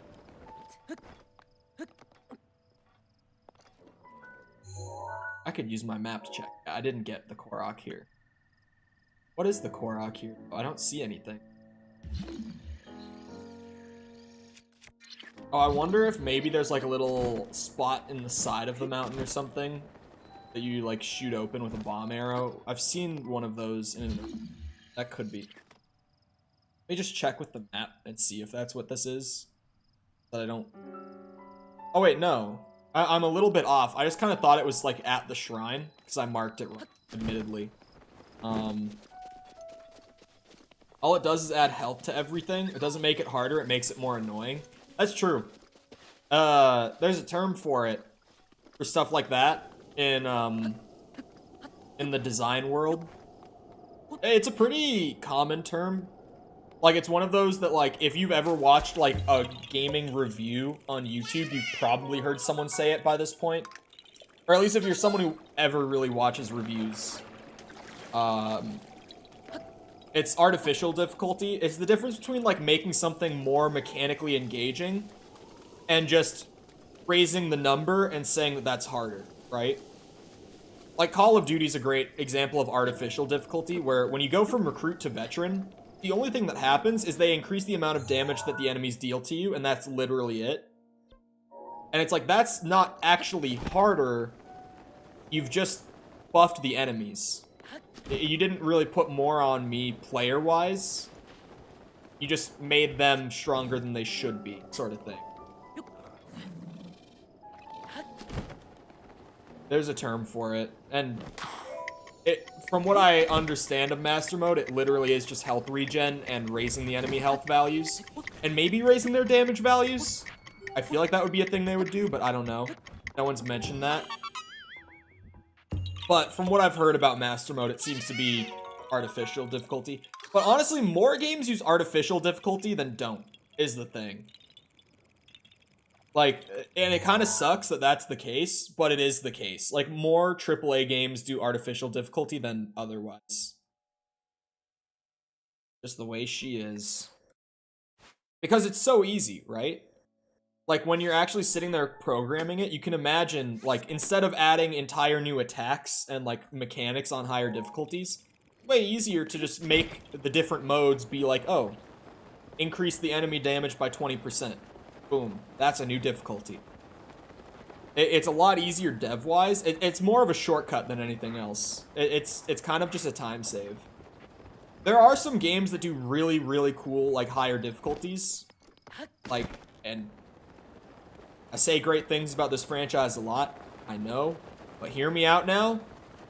Resident Evil 2 Remake is a great example of, like, doing difficulty stuff. Because, when you go from standard to hard difficulty, or hardcore mode, I think it's called, on RE2 Remake, it does a lot of things to the game. It slightly shuffles where items are located within the game, so it changes up the level design a small bit just in terms of how you normally progress through it. It makes it so that items like ammo and healing items are found in smaller quantities than they are in normal mode. Increases enemy health and damage. So they do a little bit of artificial difficulty. Not saying they don't, but they do more with it. It's kind of the thing. They completely change the way that you save your game. And they go back to the classic RE style of you have to find an item in-game You have to, there's typewriters in the Resident Evil games, the good ones.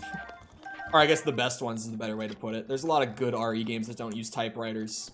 But the classic RE save system is, there's typewriters around the levels, or I guess just the locations. And you have to find ink ribbons that you'll find in pretty short supply. There's not normally very many of them throughout the game. You find ink ribbons, and for every one ink ribbon you have, you get one save of your game. And that becomes really stressful, because what they also do in the RE games is when you die, you go back to the last time you saved. So it becomes this really weird, like, balancing act, where on top of just planning how much ammo and healing items and all that you're using as you go through, you also have to, like, micromanage and plan out your saves, and how often you do that. Like, and on the first playthrough, it's really unnerving, because it's like, have I made enough progress to where I can save and like save myself the trouble if I die without feeling like I've used too many of my ink ribbons going forward? It becomes, what I always do on a first playthrough of games with ink ribbons for Resident Evil is I end up hoarding them. I will go like an hour and a half between every save because I'm so worried about like not having enough for a more difficult point of the game. It's a good system, but RE2 does a lot of things when you change your difficulties. Even to the point of the easy difficulty that RE2 has, on top of just like kind of reversing a lot of the things I just said, where like they give you a little extra ammo, a little extra heals. You're not limited to the ink ribbon system. You can save whenever you want. They also do things like give you aim assist on your controller, which in RE2 Remake, even on controller, there's no aim assist. But on the easy difficulty, they'll turn on aim assist on your controller, that sort of thing. Like, there's a lot that changes in that game when you go between the 3 difficulties. It makes it a lot more interesting to, like, actually do replays on, like, hardcore mode after you've beaten the game. Rather than just, like, it's the same thing, but with higher numbers. I don't know. I've always hated the higher numbers approach to difficulty. But it's one of those things that's like, you kind of just understand that that's the way it almost has to be the majority of the time. At least in AAA. In Indie, there's a lot more flexibility for stuff like that. But in AAA, it's that sort of reality of like, deadlines exist. So you at some point, you know, it's a matter of like, not only how are we using our resources, but like, how are we using our time going into that deadline? Like, what do we have time to get done and what do we not? And a lot of the time, because the standard, like, accepted difficulty approach in the industry is just increase enemy health and damage and all that, it's very acceptable to, like, push unique changes with difficulties off to, like, if we have extra time at the end, sort of priority. Sucks, but here she goes. Removes the mechanic that allows you to survive a lethal attack. What mechanic are we are we talking like fairies and stuff? Or is there something else in the game that, is there something in the back end that like subtly makes it so you survive an attack at very low health, sort of thing? Because I've actually never noticed it, if that's true. If it's just kind of like a universal... It'll save you and cut the damage down a little bit when you're near low health. If that's a thing that they've been doing, I honestly haven't noticed it. So I should give props for getting that shit past me, because normally that's something I would pick up on at a certain point. But if that is something that's being done here, it's super subtle. I have not noticed it at all. Maybe I just haven't noticed it because of, like, the other safety nets like fairies and Mipha's Grace. So I honestly, I mean, if you've been watching any sort of consistently by now, you have definitely seen and observed that I've gotten to a point where I just let my health go to 0. Because it's like, at any given time, I have Mipha's Grace, I have like 6 or 7 fairies in my back pocket. Like, death means nothing in this game. If you're actually like stocking up on items well and shit, it means absolutely nothing. Like, I don't really die. I just use those items to prevent it. To the point where, like, I save food and just use, like, Mipha's Grace instead to refill my health.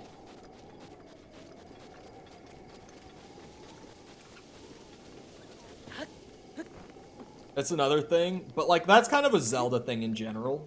At least with, like, 3D Zelda from what I've played. Because, like, Ocarina, when we did that playthrough, I also just, like, at any given time, I had, like, 2 or 3 jars with fairies in them. And fairies in Ocarina are even, they're way more powerful than they are in Breath of the Wild if you haven't played Ocarina of Time. You're limited to 4 at, like, the high end, but you have to have an empty jar, and there's a lot of things that you have to put in a jar to just progress in Ocarina. So you normally don't have 4 jars that you can even carry a fairy in, especially because the 4th jar is actually a secret that, like, I don't know about you guys, I never have had, like, I never would have found the 4th jar without, like, internet help. Because it's very well hidden. Haven't caught up to stream yet. You're making too many streams. So, should I be pacing out Breath of the Wild a little more? Not playing it as much? Because I have been playing it a lot. But there's also, it's mostly because we're kind of between releases now. Like, we had the big crazy bunch right at the end of October. Like, the last couple weeks of October. And now I'm kind of waiting for, like, the couple releases this month and December. And Breath of the Wild has just... It's an easy thing for me to default to right now. Because I know that I can play Breath of the Wild for a few hours at a time and enjoy it. Unlike Gotham Knights, where, like, I enjoy Gotham Knights for, like, 2-3 hours, and then it's like, alright, I'm out. Like, yesterday on stream, if you were there for it, at the end, I was just like, alright, boys, I'm ending 30 minutes early just because I'm done playing Gotham Knights for the day. That was genuinely the point I got to yesterday, where I was like, yep. Game is good for only so long in, like, one sitting. Kind of rough. Yeah, it's just like... It's like Death by 1,000 Cuts in Gotham Knights. You know, it's just all those little, like, weird things that aren't quite as polished as you would hope. Lethal blows from most enemies leave you at a quarter heart if you had full health. Really? I've gotten one-shot so much. Like, I've had so many moments in this game where I've gotten one-shot. I haven't noticed the quarter heart thing.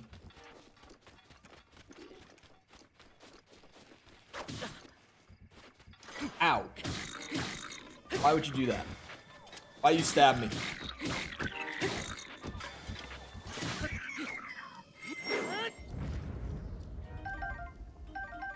Anyone speak Italian, chat? By chance? Because I definitely don't.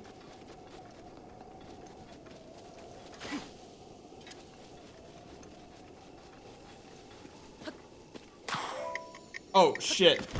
I don't know why I keep thinking that that's gonna be, like, the balloon thing. The targets. Being the target. Oh, come on. Up. Up. Does exist. Yeah, I'm sure it's there in some way, but it's probably fairly complex, because I've never caught on to it. I didn't even know it was a thing until you mentioned it. Break those off. There are a lot of Koroks, like, packed pretty close together up in this area. There. Whoa. Something there. Korok of some crazy nature. Oh, those couple. It's about to fast travel. I don't even know if it... Probably not even worth it. Probably just gonna be easier to not have the loading screen and everything. I'm super close to it. I was gonna do it just to get up top, but this has gotta be easier.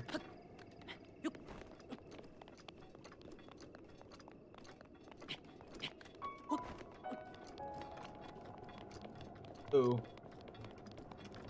Is it, gonna be buried in goop? Better not be. Oh, there's an eyeball. Sing.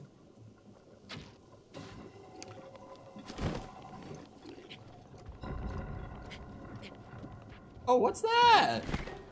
Little sword down there.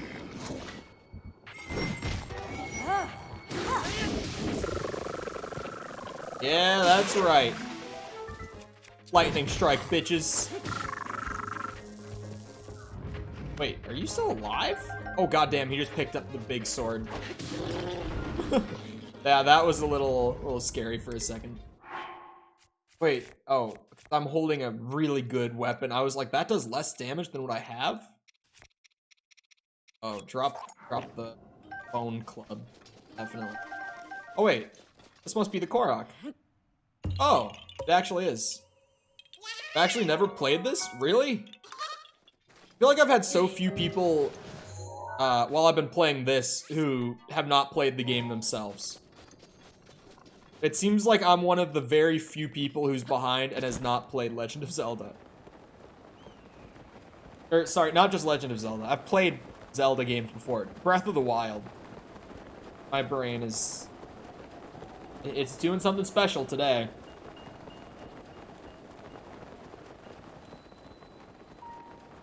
Show me the money. What do I gotta do?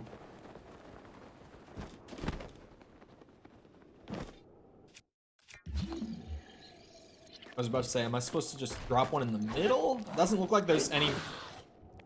I had a I thought I had a one-handed weapon equipped. I don't remember to use bombs on them. It is really not worth using like my actual weapons, but I also have 20 slots at this point. Do I just toss this in the middle, maybe?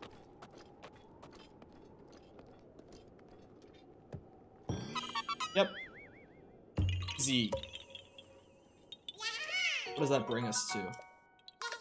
Do I recommend it? I think I recommend. If you like open world games, yeah. For me, it's a hard sell at 60, but most games are because I'm used to being on Steam.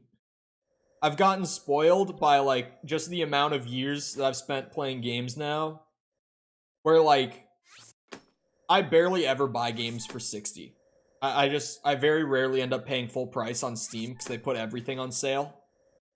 But Nintendo definitely does not do sales. They stick at full price and they don't really budge. So for me, it's like 60 is just expensive in general.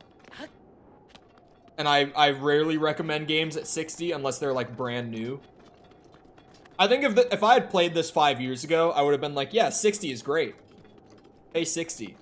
But now, like 5 years on, it's like, maybe drop it a little bit, Nintendo, please. But I recommend it. It's very fun. And if you like open world, it'll be for you. I'm not normally a huge open world guy. But even like, just the fact that I've enjoyed this as much as I have, being someone who doesn't really like open world, I feel like that goes to show something.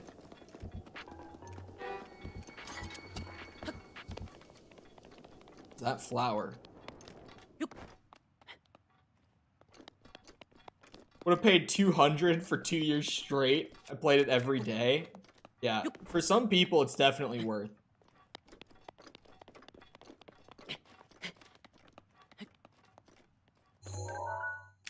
Swift Violet. Need to get hit really hard to bypass the protection. Like talking 2 or 3 times worth your health. Oh, okay. So it needs to be like beyond one shot kind of damage for it to kick in. Played Luigi's Mansion? Wait, Luigi's Mansion was open world? Or I guess it's like open-ended.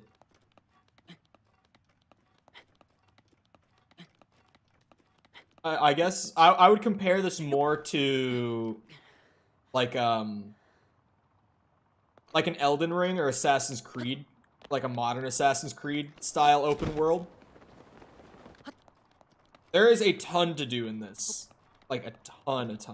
So, if you don't want a game that's gonna be like a giant checklist for you, then maybe not this one.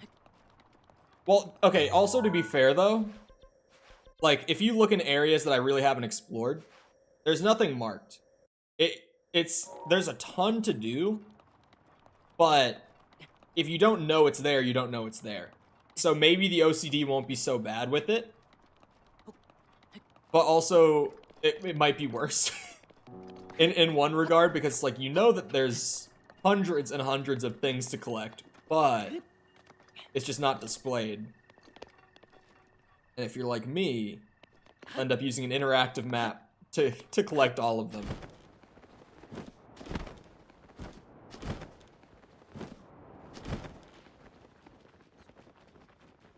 Oh, it's gonna go in like some spot. Let's see what we're... Oh, that one was pretty easy actually. Get out of here. How am I using my oh, my Master Sword broke. I was like, why am I not using the Master Sword?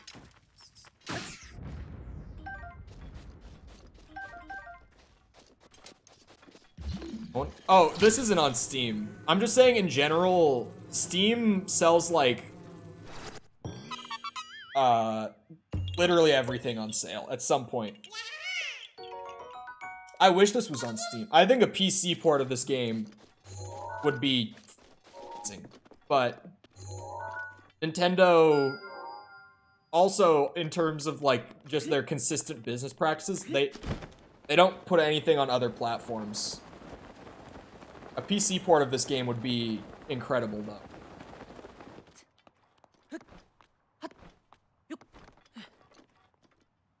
So much like it should be on PC. Chat, this is my new favorite person.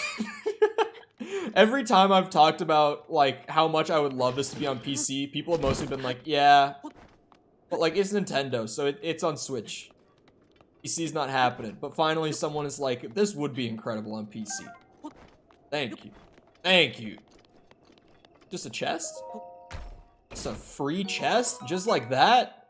It's terrible. Never mind. Fucking terrible. I was like, just like that? Little chest? Little loot?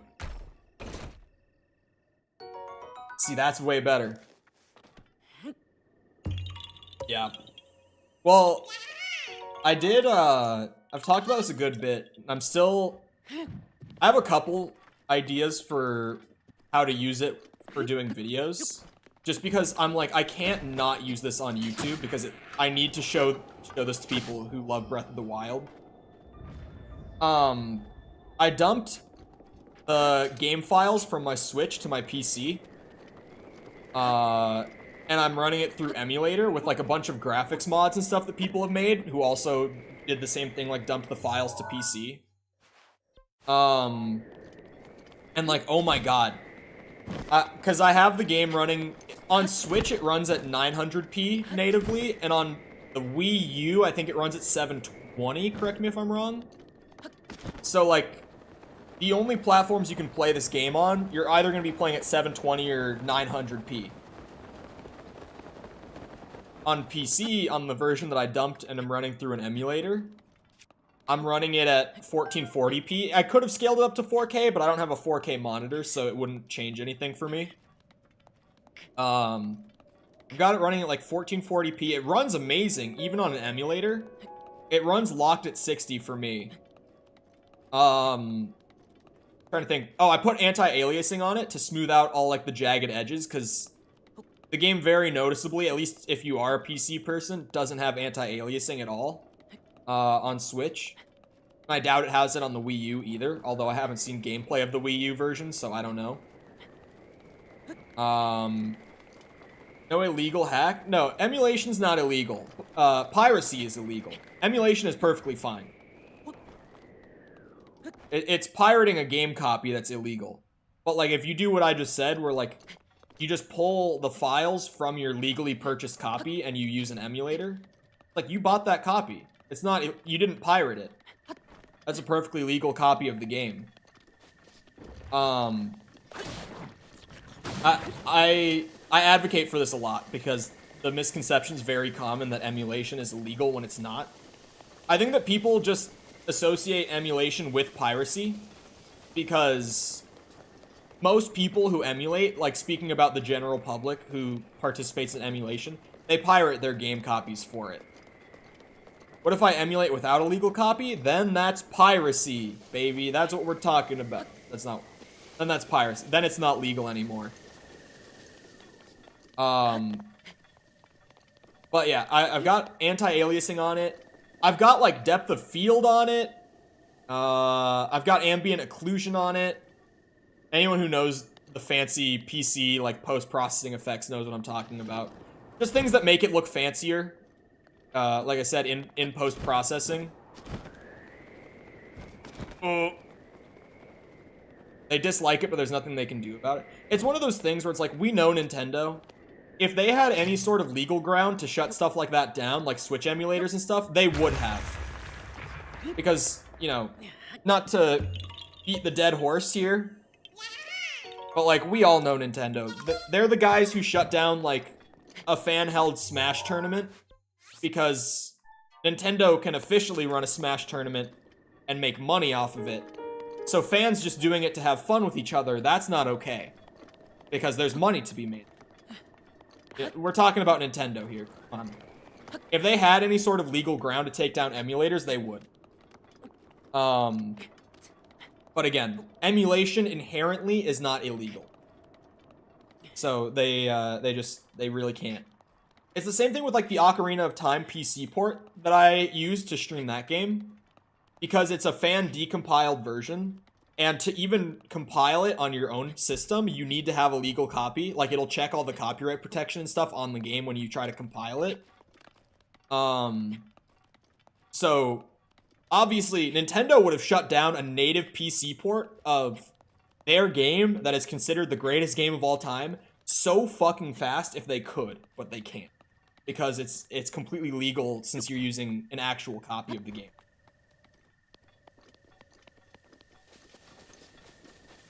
I think they're worried about liability issues. Or there would also be liability issues. They might be worried about with fans running Nintendo-themed tournaments. Maybe. I mean, it is the Smash Bros. Community. I already beat the dead horse. I'll leave that one unsaid. We all know what I'm saying. We all know what I'm saying. So, possibly, but Nintendo does run official Smash tournaments and shuts down fan ones. So the image that gives off is obviously because they always do, like, they stream the tournaments and stuff on Twitch or YouTube, wherever they do it. They get the revenue from it on their channel, all that sort of stuff. Whoa, you can do that? Why was I never told that I can airdrop bombs?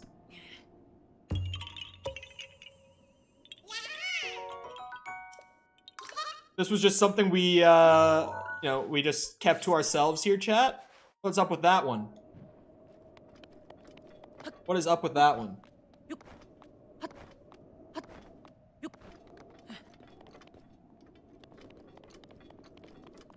Remember watching Zero like a couple weeks before Armageddon occurred? Oh boy. It's hard for us to know what you don't know and what you want us to tell you. Yeah. It's... Oh, we actually... Or, not we. I got a comment on one of the older VODs. It was like day 10 or something. This was just last night, though. Like, I woke up and was on my phone and I read this. Someone was actually super frustrated by how much you guys do tell me. Which I don't feel like in Breath of the Wild has been too bad. Like, there are exceptions where sometimes, like, immediately when I walk up to something, someone says how to do it. It happens from time to time. But, like, I feel like, generally speaking, you guys don't, like, tell me how to solve a puzzle as soon as I get stuck or anything like that. No? If I sit there for, like, 2 minutes straight, having absolutely no idea, sometimes someone will be like, you know, maybe if you did this. But I feel like that's pretty reasonable. I feel like that's not, like, crazy to do. It is so fucking windy here. I can't even fly across the gap. Yeah, I knew that I could drop them while jumping. I guess for some reason I just never connected that I might be able to do it while gliding.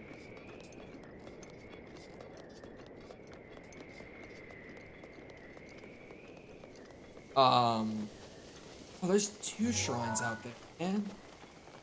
Getting some stamina pieces today. It's happening. What was I talking about with Breath? Oh yeah, the PC dumped version. I have a couple video ideas of what I could do with it, because I really do want to show off how amazing it looks. Other things that I didn't mention this time around, but that I've mentioned before when I've talked about it, is I have increased draw distance on it so that all the assets load in at higher quality from further distances.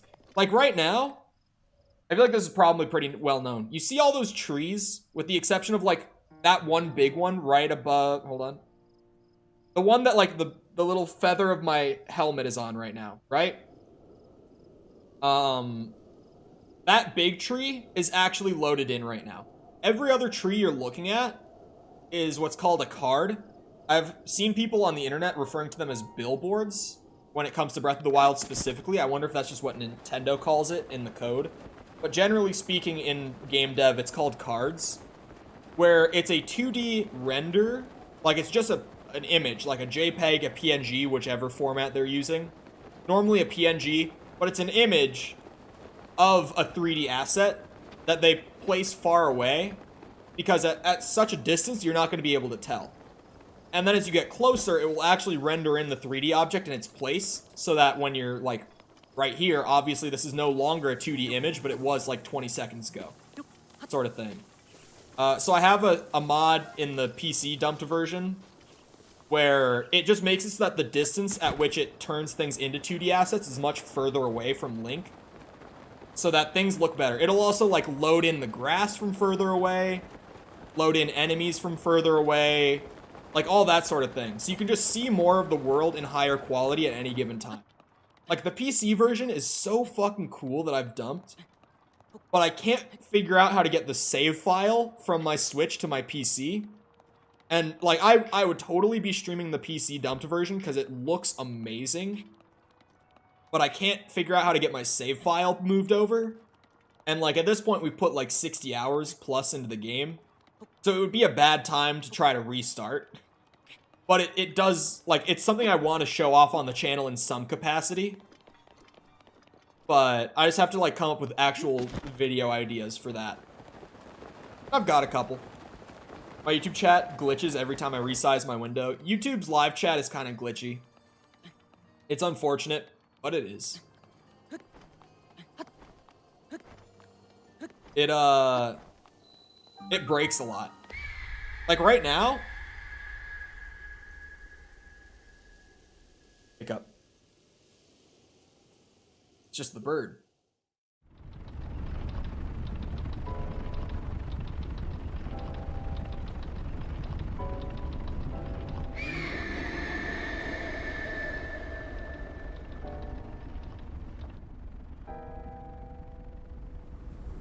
Oh, I see a Korok up there.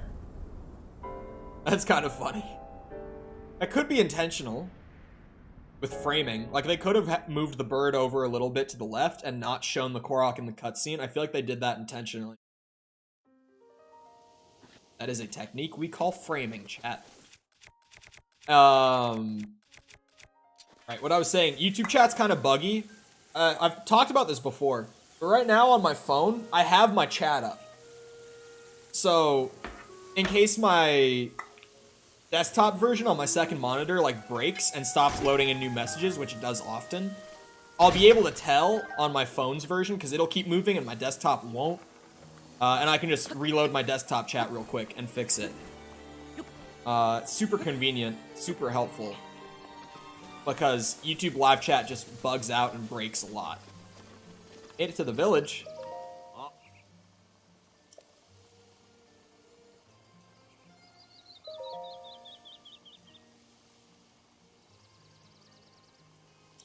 Oh.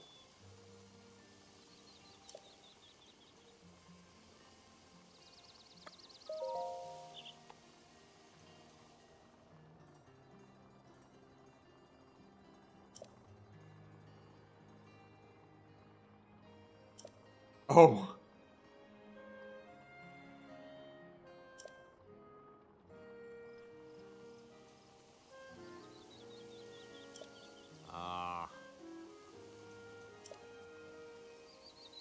Nope.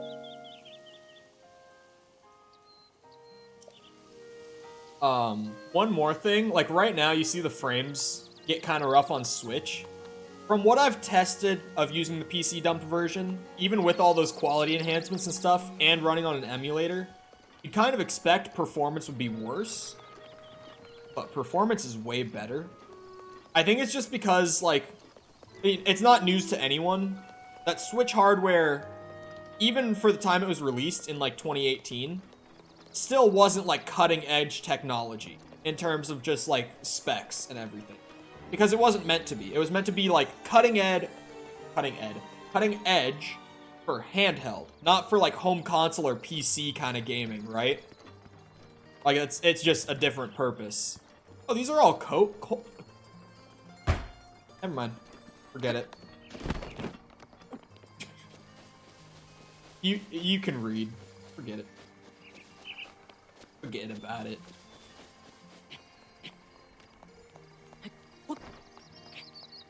But this game looks better and runs better on PC. It's really cool. Maybe I should do those videos sooner rather than later, because I've kind of been like, oh, I'll wait until, you know, I get this done and that done. But with the amount of effort that I put into, like, my main video project this morning, just to get, like, 2 minutes done, in terms of, like, first draft of final cut of the video, like, I spent about 2.5, 3 hours editing this morning to get, like, 2 minutes done.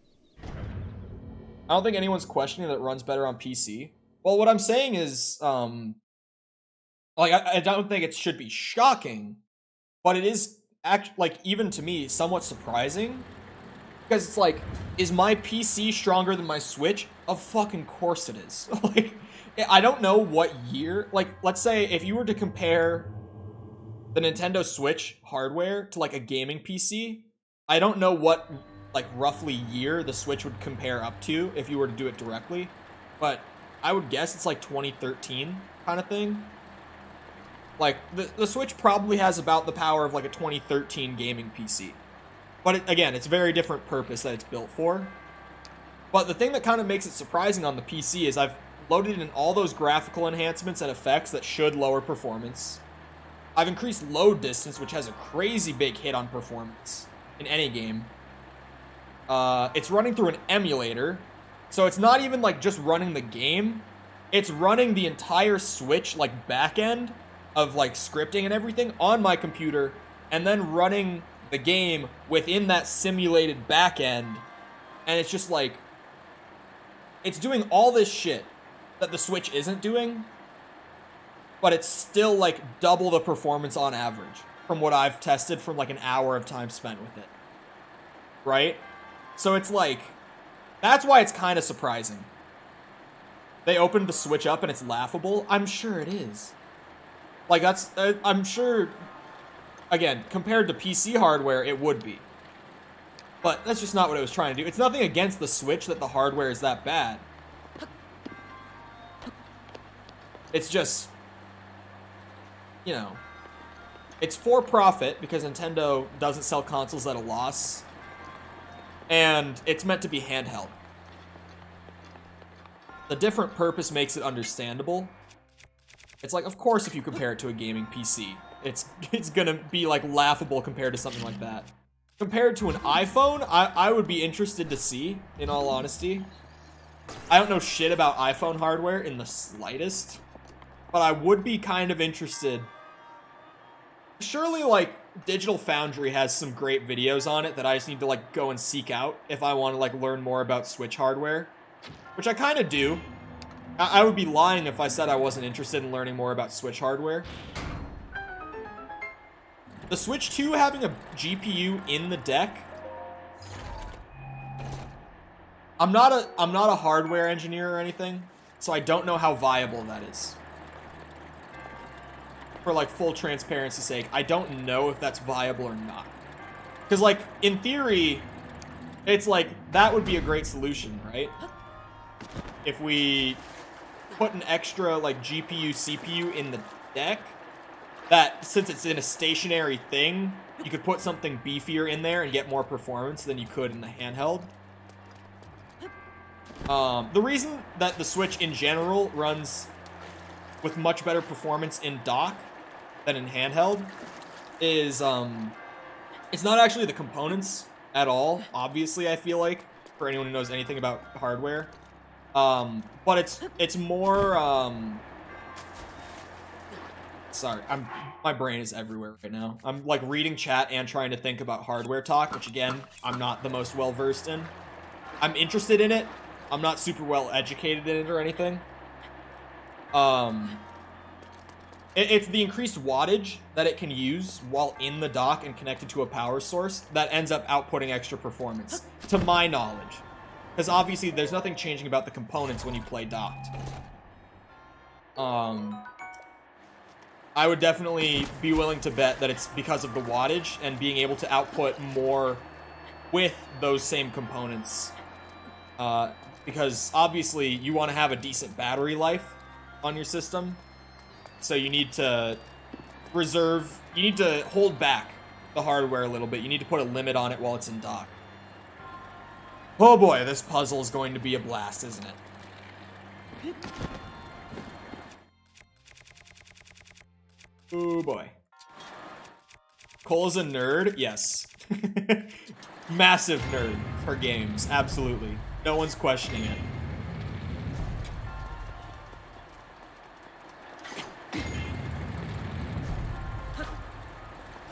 I don't see why you can't have a GPU dock. Okay, well, in all fairness, like my laptop specifically, right? I have a 2080 Super in my laptop. That being said, that's not the kind of 2080 Super that you would have in a desktop. It is, NVIDIA makes smaller models of that card that have a little bit less performance. Like, it's specifically a laptop version of the 2080 Super. It's not literally a 2080 Super as you would imagine it in a desktop. They have to scale it down. Have you seen a 2080 Super? You think that fits in my laptop? My laptop is, like, kind of chunky, but it's not huge by any means. I know that you can't see my laptop, but, like, just in general, picture a laptop, maybe a slight bit bigger for mine, because it is kind of chunky. It's a little heavy. But, you know, this puzzle wasn't as bad as I thought. Am I missing one? I was gonna say, I thought I did it there. It's a little different, but mostly the same. But, like, my Switch dock is right next to my laptop right now. The Switch is a lot smaller. The Switch is a lot smaller and thinner as well. It is, like, the Switch is essentially a larger phone, or maybe if we're being generous, like a tablet. Right? Oh, a GPU dock. Oh, yeah. So let me actually circle around to that, because I did not say my full thought there now that I think about it. I get sidetracked. ADHD shit. You know how it is. Very distractible. What I was going to say is offloading, it would be really weird. I don't know how it could work like that. Even with how little I know. 32X Sega Genesis add-on? Oh, that's right. That is a thing that consoles used to do. Like, the N64 had something similar as well, right? It's interesting. Because it's like... if we changed the dock and the Switch, it could be viable, right? I'm doing this. I'm undocking the Switch! There goes the game. This thing, right? The only plugins on it are your headphones up top, a micro SD thing for expanding your size, and then at the bottom, like the stuff, you've got a USB-C, I think? I don't know. I've never used that on the bottom. It looks like USB-C. And then the things that the dock goes into, right? Along the bottom part. And the stuff for your Joy-Con to slide. But it's not quite when you put it into the dock the way it is now, it's only designed to give it power. Like literal electricity power, right? I'm rambling at this point. It's getting deep. We're going down the rabbit hole of theory, even, like not knowing exactly what I'm talking about. I think you would need to add a plugin or like a port entirely on the Switch itself, like the handheld version, to give it that extra power boost from any sort of component you might put in the dock. Like a CPU or a GPU enhancement sort of thing. Like, it could work, but we would just have to change up the dock and the Switch a little. Now that you've brought up the Sega Genesis, it actually... Because at first I was, like, offloading, like, the processing power and rendering to, like, something external would be kind of weird, and I don't know how that would work logistically. But bringing up those old, like, those, like, expanded power kind of packs that the old consoles had, now you're kind of making sense to me. It does seem like something that we could do. But we'll see you around, Docs. Hope you have a good rest of your day. Give me more stamina, baby. Give it to me. Give it to me. So I need 8 more orbs, 8 more shrines done to get full stamina. To max it out. That's not that bad.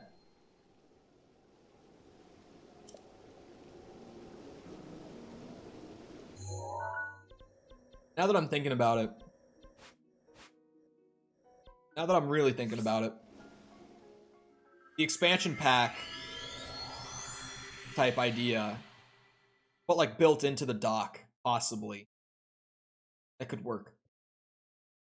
Could work. I think there's also something to be said, though, with like Nintendo's core demographic, like Nintendo's main fan base, doesn't really have problems with the hardware, because Nintendo has never been, well, I shouldn't say has never been, has not been for a long time a company who you buy their products for, like, technical prowess, or, like, you know, being impressive, technically speaking. That's kind of what I'm trying to say. That child has a side quest. You've always bought Nintendo stuff for the games, because they're so good at design, right? Like, they make the best games. I don't think anyone disagrees that, like, not even saying they make the best games. I say that kind of generally. Like, they're not my favorite games, but they're consistent with, like, outputting quality titles, right? When they do put out first-party stuff. I don't think anyone would argue that they make some of the best games in the AAA space, and kind of always have, right? You don't buy Nintendo for the hardware. You buy them for the games. But, like, I think the problem comes in with stuff like, we have a second Switch, not like a full-blown second Switch, but we've gotten a new upgrade to the hardware from Nintendo already. We got the fucking OLED. Which, like, is obviously, and I don't think this will be a very controversial statement, massively underwhelming in terms of, like, upgrading the console from what it originally was.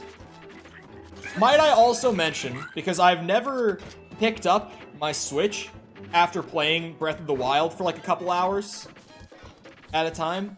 That's the first time I've ever undocked it mid-stream like that. That fucker was hot. Like, genuinely, my Switch is running really hot right now. From 2.5 hours almost of Breath of the Wild. My Switch is very hot to touch and hold. Could be cheaper than it is. I mean, right now it's only like $300 for a Switch, isn't it? Am I wrong about that? Like, if you buy a Switch nowadays, I had a buddy recently buy one, and he said that it was super cheap. Like, considering you're buying a console, sort of thing, like a home console, pretty cheap. Now, you could get into, like, are the components in there even worth $300? I would be willing to bet that they're not. $350 for an OLED, brand new? That's, like, when you just look at, like, general console market, that's a super good deal. But again, like, if you were to look at the hardware, Like, I don't know what exactly is in there. But I would question if the hardware is even worth $300. I wouldn't even question it. I know that it's not, because I know that Nintendo sells the Switch at a profit. Like, they have a profit margin on this thing. Costs less for them to put one together than to sell one. You know what I mean? So, like, they are putting these together with components that, in total, are less than $300. I know that for certain. Like, that's just something that you can look at their public figures and see that. I'm curious how much the components in total would be if you were to open it up and, like, you know, look at manufacturing costs for all of them. Probably cost, I wouldn't say it's $40. That would be very much underselling it, but, like, I wonder how big the profit margin is on the Switch. I'm curious. I would definitely be interested to know that kind of number. Because we know that they sell them for profit. That's public info. We don't know what the profit margin is. Like, we don't have a percentage or, like, a figure or anything like that. Like, we just know, yes, they sell for more money than they cost to produce. We know that from Nintendo, like, you know, doing investor calls and stuff, that the Switch sells for a profit. Whereas, like, Sony and Microsoft in their investors call have to say, like, the consoles sell at a loss, which is why you'll see their stocks kind of be a little wonky at the time a new console releases instead of shooting up the way you'd kind of expect them to. Because they're very transparent. They're like, yes, these consoles sell at a loss, but it's a long-term play to get sales off of our digital storefront that overall make that loss worthwhile for us. That's generally how the console market works. The Switch is the exception in the current market. I'm sorry, how am I going to get higher up than this?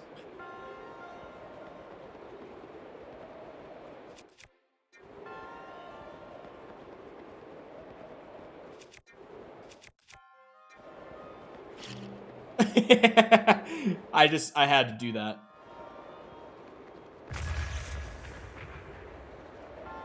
Yeah, the thing with the Xbox and the PS5 is, like, even paying just manufacturing costs, for the components, they're still selling them at a loss, right?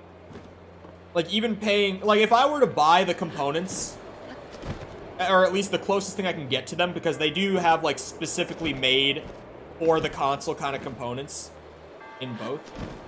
They make roughly 20 to 25 on selling to retailers in 2020. Okay. I think the Switch was about 300 then. I don't think the price has changed since 2020. Correct me if I'm wrong on that. But let's just go off of that, right? If they are making a 20 to 25 profit margin, then the consoles are costing a little over $200 to produce and ship out if they're making a profit margin. Wait. You said on selling price to retailers. You did say to retailers. I had to reread it to be sure. So it's probably a little under that. I didn't realize they're making profit margin on the retailers, man. Okay. Cost Sony about $450 to manufacture a PS5. See, there's been some conflicting stuff about the PS5. Like, I've seen people throw that figure out there. But, like, again, Sony says in investor calls, and this serves them no benefit to say this to investors. They only serve to lose money from saying this to them. That we produce the console, and it costs more to produce than it does to sell. And we know that the console sells for $500. I've seen the $450 number before, so I'm not saying, like, oh, you're so stupid for throwing that number at me. It's just, you went on Google and got the same number that I've seen previously. But, again, like, Sony only serves to lose money. I don't know where that $450 figure came from. They sell a discless one for $400? I don't know. Do they still sell the no disc one, Kat? I honestly, like, since that thing came out, I completely forgot that there even is a PS5 that doesn't have a disc drive. Like, I kind of forgot.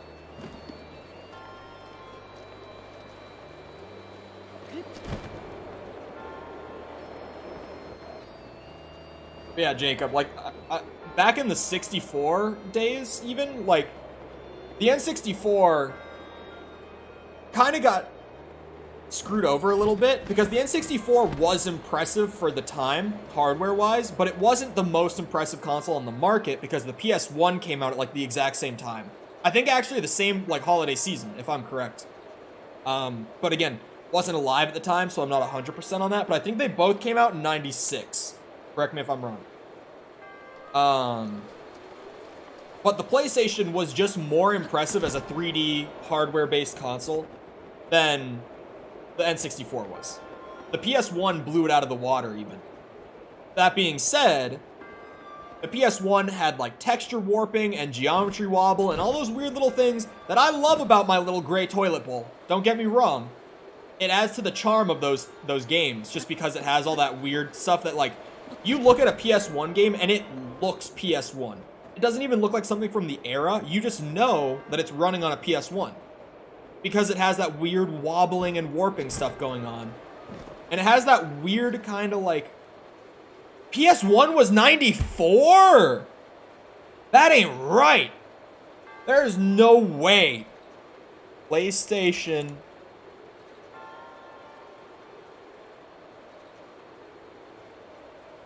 Oh, Japan. Oh my God.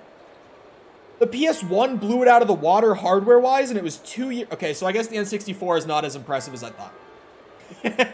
I take back what I just said. I thought they came out the same year and got screwed over, but no, they got outdone 2 years before they came out. So, never mind. What the fuck do I do here? I've been sitting here just going up and down, thinking at some point it's gonna click for me.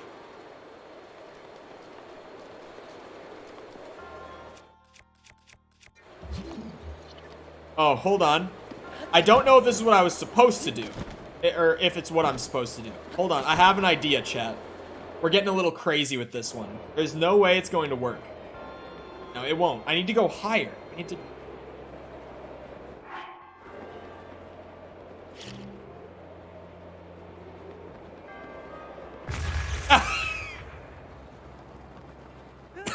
Yeah.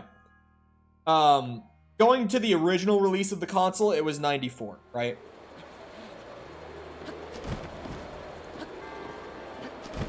Never been...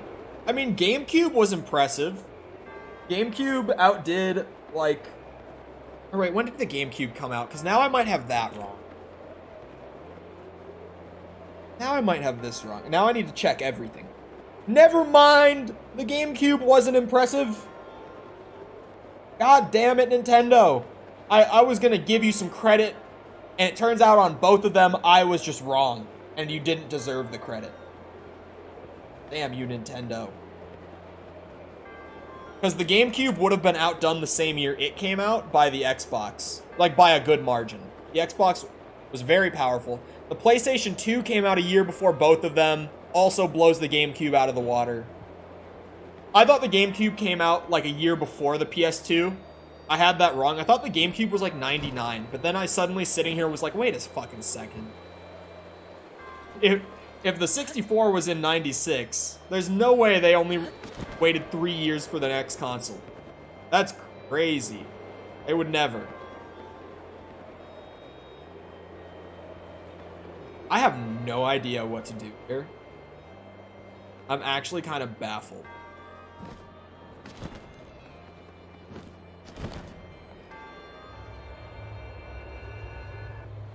It's large, empty chamber. Aww. I'm gonna change the white balance on my camera in a second. It's driving me nuts every time I look over at it.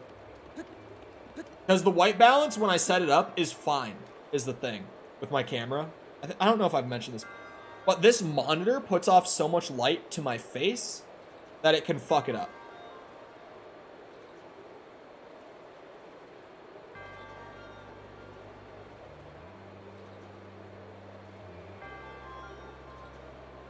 Sorry. right. It's there we go. I'll settle there. I don't want to make the whole room like bright yellow. I just don't want to look like a fucking ghost. I still kind of do. But again, I don't want to blow out the whole room with yellow just to make my face look normal. I swear I'm not this white in person. I swear. Bozos would post the 720 mock-ups? Yes.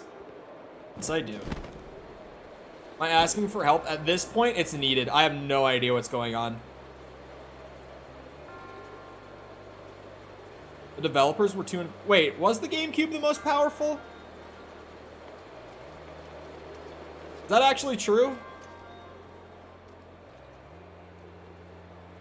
I understood that out of those 3 consoles, the Xbox was the most powerful, then the PS2, then the GameCube. Like, I could be wrong on this, because that's, like, those older console generations, I have a general understanding, but not... There's a hollow side of the rectangle? Wait, what? Oh. God damn it, Nintendo.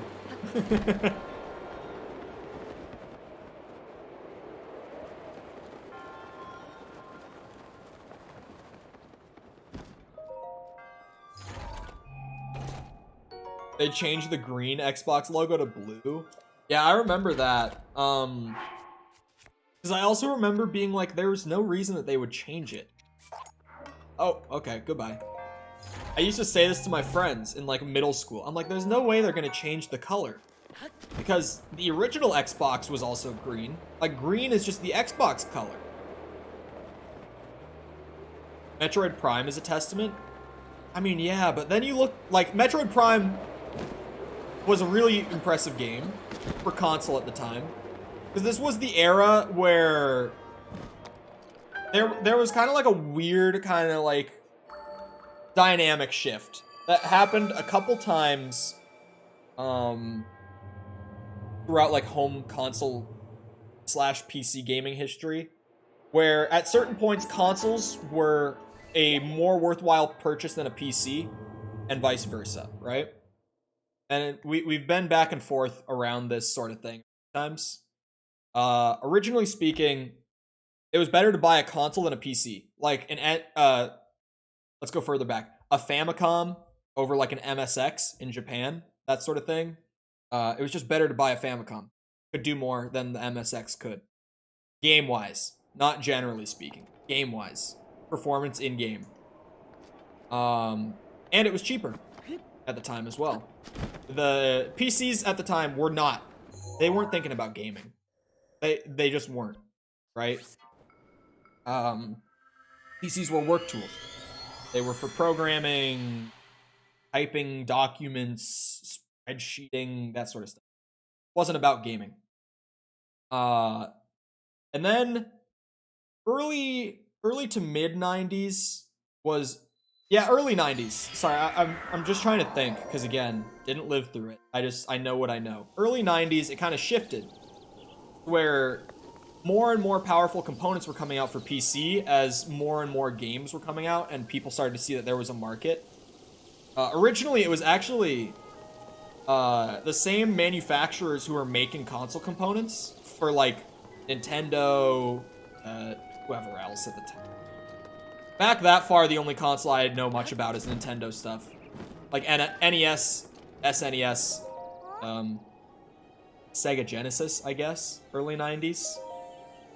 I'm reading, I swear. I hate it.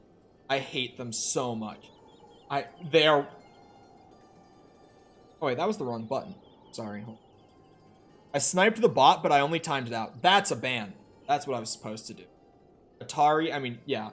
Atari, but Atari was never anywhere near as impressive as Nintendo. And by the time Nintendo started to get their home consoles to the West, Atari was already on its way out. Keep in mind, like, the NES in the West saved the gaming industry. And that's not an exaggeration by any means. Because Atari had already completely destroyed their reputation. Home gaming was dying at the time because Atari had fucked up so royally for so long that gaming was on its way out entirely in the West. Because PC gaming wasn't viable. And the only real console manufacturer in the West that was actually making anything worthwhile was consistently fucking it up and dropping the ball. The statement that the NES saved the gaming industry is not an exaggeration. It genuinely... The NES is the reason we still have the gaming industry, or at least the reason that things played out the way they did, and we got to the point that we're at today. At the very least. Because, like, sure, it was still a big thing in the East. There were various manufacturers in the East. It probably would have come back to the West at some point, if not for the NES. But in the timeline we live in, it came back to the West because of the NES. Atari was bogus. Like, you go back and play old games now, you can go back and play NES games and love them. Like, I've played the original Metroid, original Zelda, original Mario Bros., and those games are really good even when you play them today. Atari, though, like, you go play Asteroids, it's fun for, like, 5 minutes. Like, nothing against people who might have, like, an old arcade game that they really have a strong, weird love or attachment to, but, like, it's fun for 5-10 minutes. Because they weren't really being made for home console. Like, Atari's kind of meta was, like, make an arcade machine game and then put it to the console. There were some exceptions to that, but that was pretty generally, like, their approach.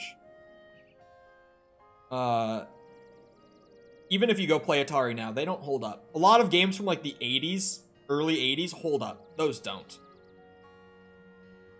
And I know that a lot of Atari is 70s, but, like, I'm trying to explain what I can here. What was I talking about before? Where was I going? Oh yeah, the whole PC console power dynamic shift. Early 90s, it went back to PC being more viable for gaming. Or, sorry, it for the first time went to PC being more viable with things like, what was early 90s? Doom, System Shock. I want to say more than just Doom, because everyone immediately was like, Doom! System Shock. Ultima Underworld. A lot of really, really impressive games coming out in, like, 92 to 94 on PC that were blowing the console market out of the water. And the price point came pretty close together for, like, buying an NES versus buying a PC that could run Doom. To my understanding. There are some boomers here who could possibly correct me and be like, Ayo, that is not right. But to my understanding, it started to be pretty close in price point. PC being more expensive, but far more worthwhile. Do you think the PSP should make a comeback? Absolutely not. That thing was terrible. Anyone who likes the PSP only likes it out of, like, a childhood attachment. I swear, that thing fucking sucked. If I was as old as I am now, living in that era, and you put a PSP in my hand,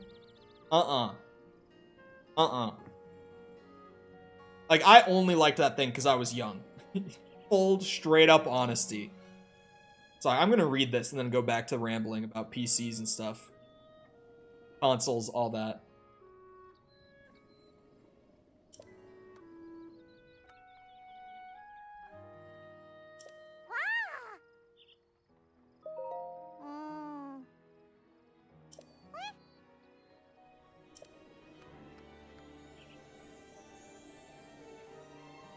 Oh, great.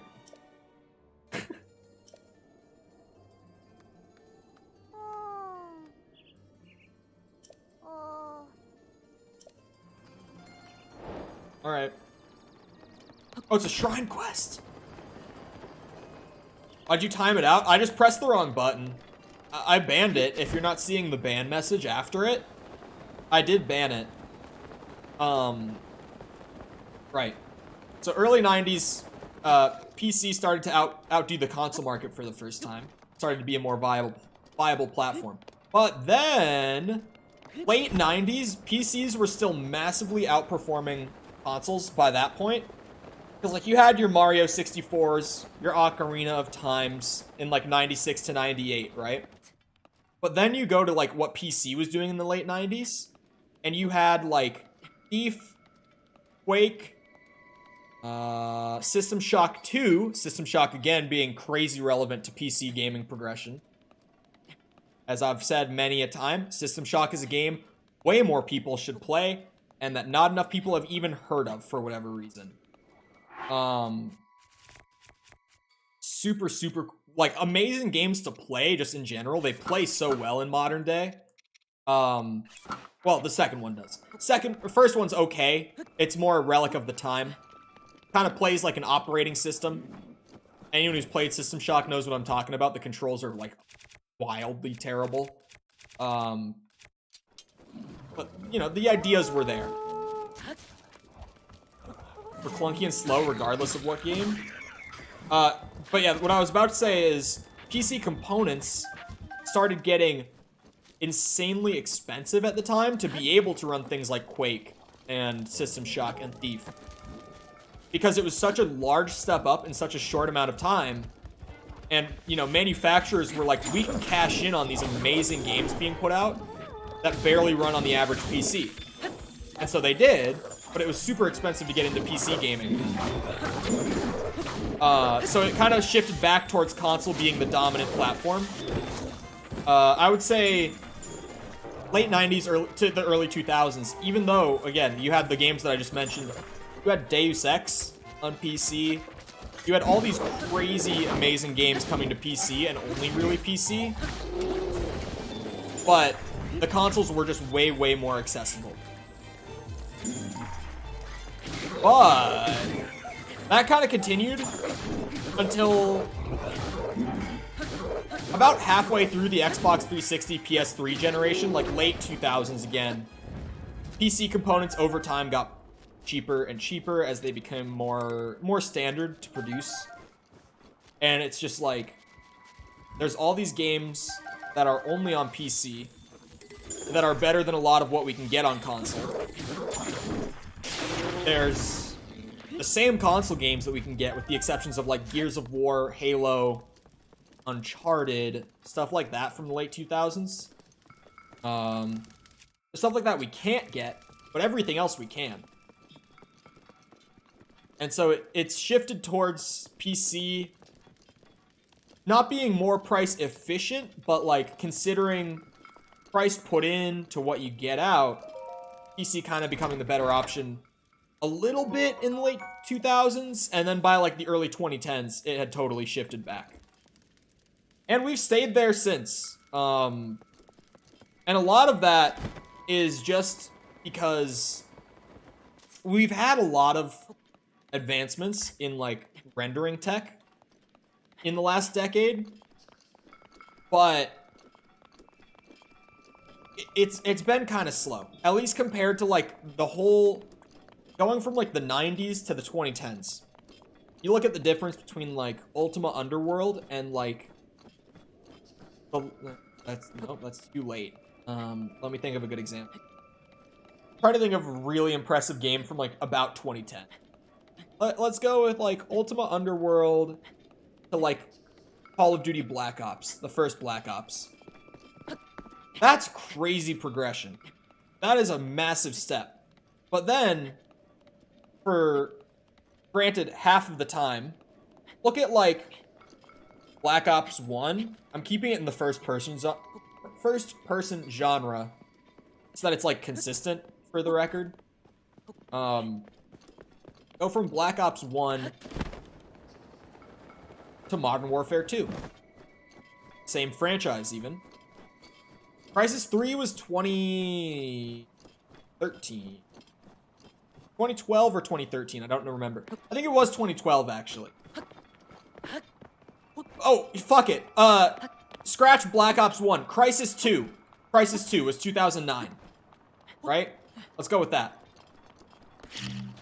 Ultima Underworld to Crysis 2. Incredible jump in tech. That's a good example, actually. And then you go from, like, Crysis 2 to, like, Modern Warfare 2 that came out last week. Nowhere near as big of a jump, but a 13-year gap. The progression has slowed a lot, but, like, for some reason, components have remained expensive. So, what's happened is it has, especially with this console generation, the one that we're currently in, like Series X and PS5 compared to PC right now, what we're seeing now is, like, you're gonna get more bang for your buck, and your system's going to age better if you just buy a PC, like you build a PC, rather than buy like a PS5 or a Series X. It's better in terms of price and performance. And it kind of sucks. But like, that's the point that we're at. Where it sucks because console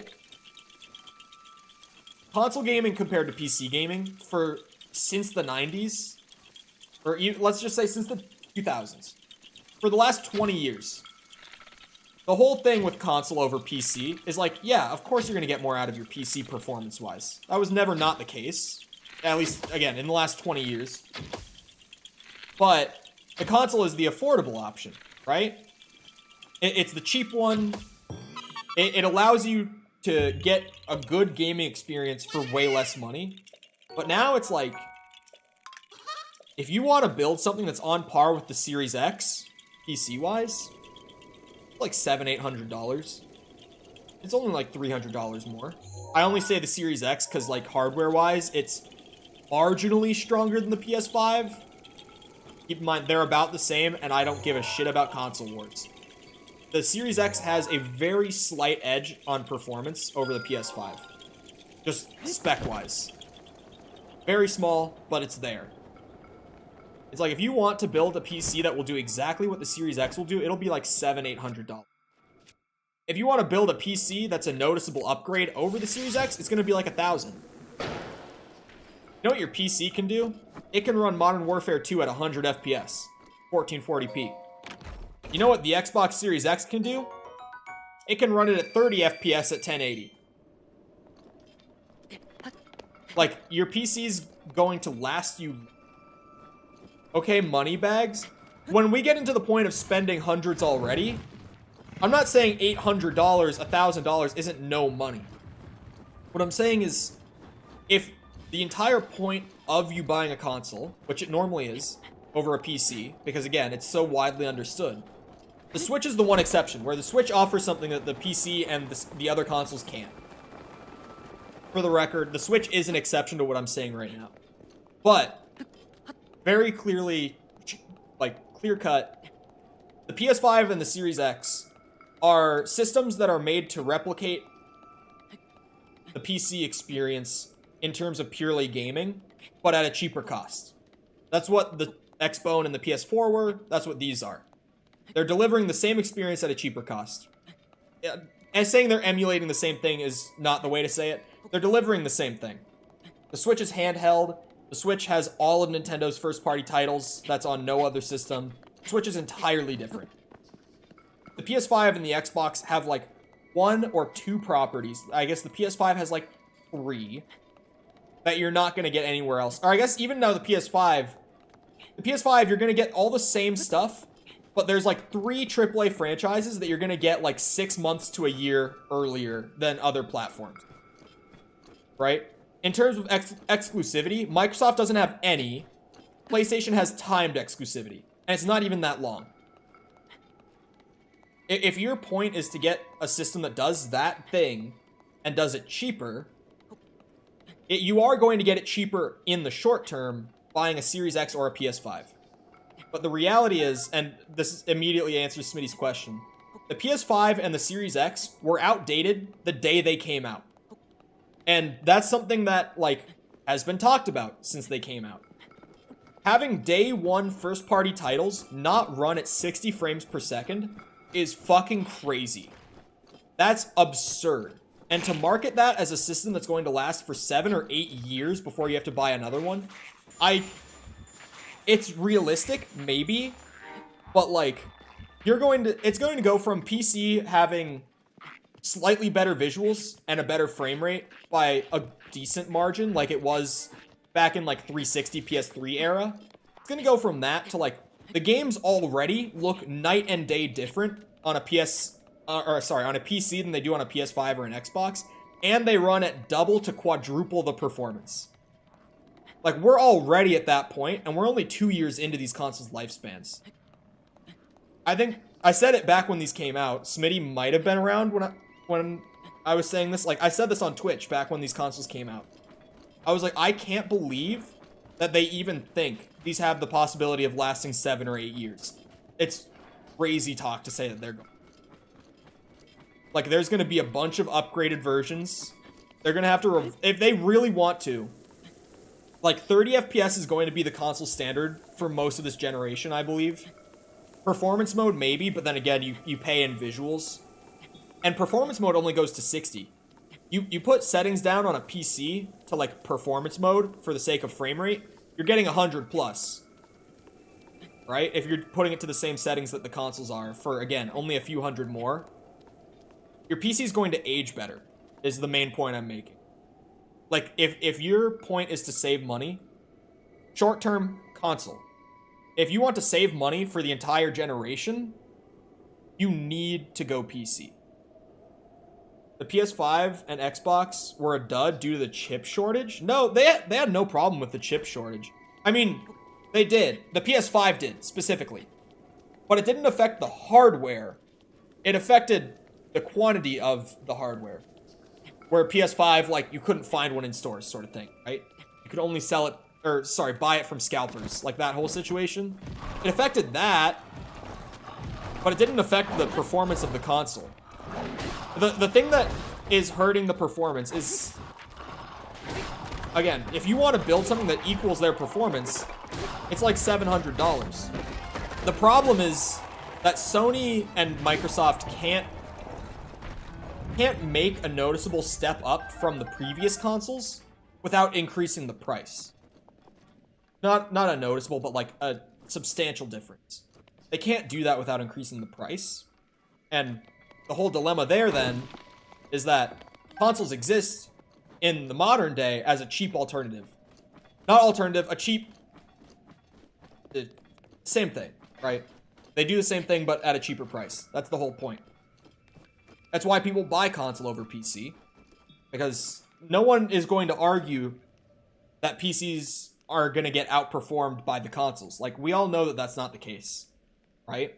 I've never had anyone try to tell me that their PS5 gets better performance than a PC. I've had people say some crazy things about the consoles. I've never heard that one, though. Like, that's just the... In gaming culture, that's one of the most widely understood things right now. And it's like... I feel... I had a friend... Oh, here's something. My personal friend group, right? I would say... Okay, so I'm looking at my friend group right now in my head. There's like 7 of us who are super close, like talk all the time sort of group, right? There's 7 of us. Pre-2020, or I guess pre-late, like holiday season 2020, 3 of the 7 of us were on PC for gaming. We could all still play together because like cross-play was pretty standard at that time, as of a couple years at that point. But we were all, like 3 of us were on PC, 4 of us played on console. Now, in the same group of 7, 6 of us are on PC and 1 of us is on console. That's the, like, with this console generation, if the point is to save money, you don't buy the console. And it's like, at that point, why does the console exist? You know what I mean? Like, unless you really want it for, like, exclusives, why does it exist? What's the point? And I know that there are people who very strongly disagree. Fine. Like, I get the short-term versus the long-term thing. But, like, I'm trying to get the point across of just the money, mostly. Convenience? That's a thing. That is a factor.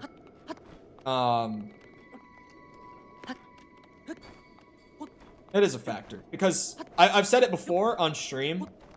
Because reality still, in this console generation, is, like, not even half of the gaming community, like, broadly speaking, is on PC. Like, it is more... It's majority console still, right? That hasn't changed. Is there another tree up there? No, it was this one, and I cut it down. Like a dumbass.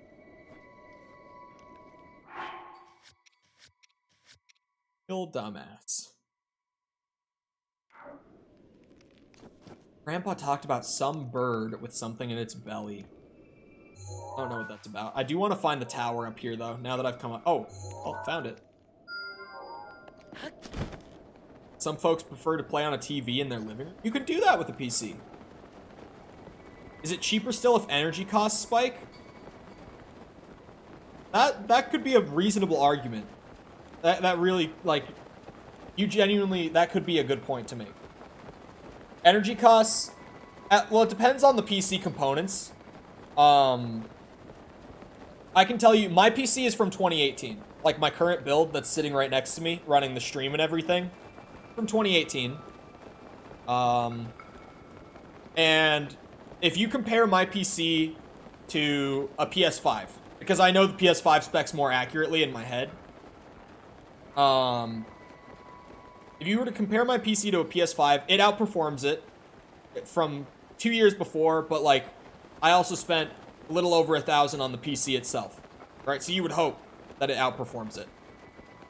It does outperform it on older hardware, but it was like really good older hardware for the time, and it wasn't that much of a gap.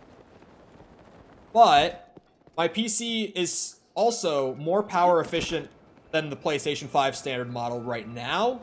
However, the PC that I'm planning on building will not be. It will consume more wattage and use up more power than a PlayStation 5 or a Series X, if I had to place a bet, would. I don't know the Series X, like, power consumption off the top of my head.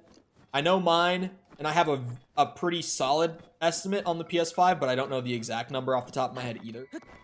But I do remember that my PC build is more power efficient than a PS5. I know that for sure. I don't know about the Series X, so I'm just not even gonna say it. But like the new PC I'm planning on building in the next month or so will not be. That will no longer be the case. It will use up more power. Especially if you were to go super juicer power-proofing your PC, which, again, if your play is to save money, you wouldn't do this anyway. Like, even to build what I'm about to build, if you wanted to just save money, you wouldn't build what I'm planning on building this year. Like, what I'm planning on building this year is, like, fully straight up, it's a work PC, right? It's for more than just recreation. It's for way more than just gaming. So it's going to be expensive. Some people don't want to be bothered building. That's also a thing. Building, I will say, is way less intimidating than people think it is. I've had friends of mine refer to it as adult Legos, and it's very accurate to refer to it that way. It really is like, if you just, you pull up something on Google, depending on how good the instructions are that come with each component, it really is just like, put together the stuff the way that you're told to. Right? You have all the pieces, just follow the instructions. Building is not bad. It can be really scary for people the first time they do it, because it's like, my graphics card costs like $400 to $600. I don't want to break it. That sort of thing. Like, it can be pretty scary the first time you build one, but it's not that bad. It's not... The likelihood of you breaking your PC components is fairly low while building one.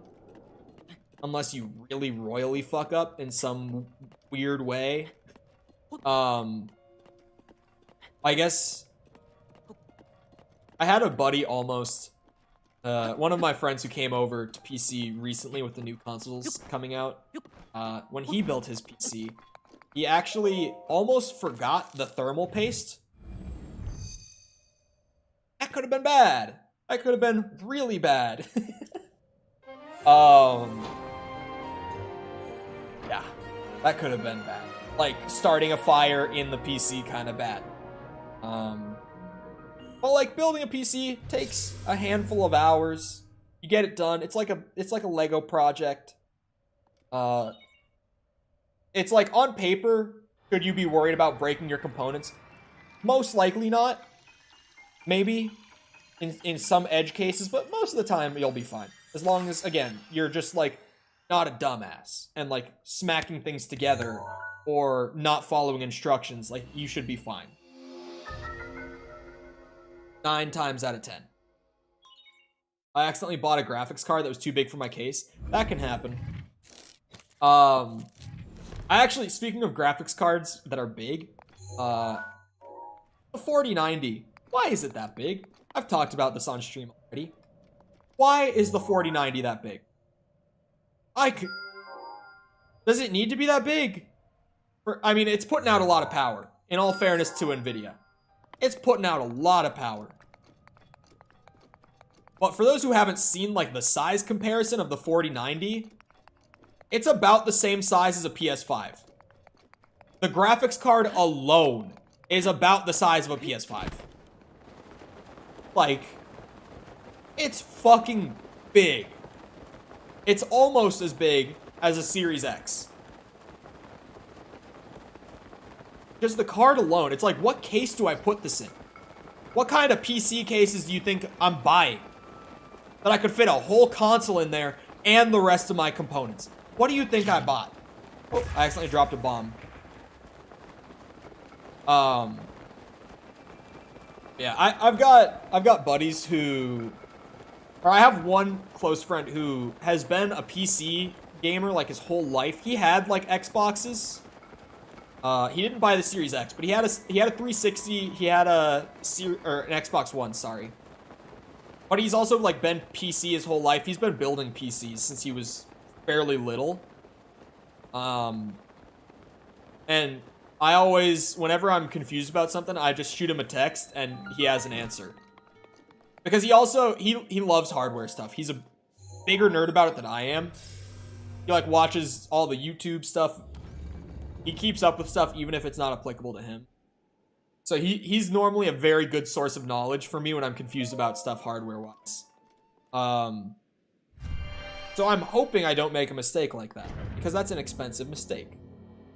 But also, that same friend has a 3070 right now, and the other month, like 2 months ago, he was just like, yeah, you want it when you build your new computer? I'm like, how much? Because you're not giving that to me. What do you mean do I want it? You're not just handing me a 3070. He's like, no. I would ask you to pay for it. I'm like, yeah, okay. I'll get a nicer card. Work PC. It's a tax write-off. Oh. Well, that was fast. What? Oh, okay. I see. I was like, that was really fast. Like, what the fuck?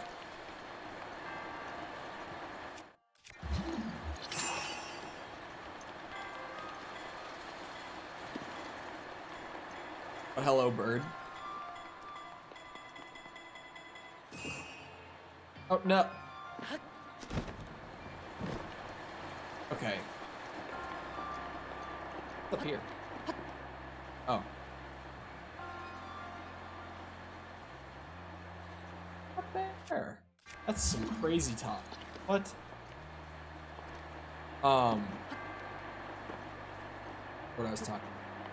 Oh, just the energy cost thing. Yeah. To shorten up the whole long form thing. There's an argument to be made about energy costs, but it's kind of one of those things that's like, it depends.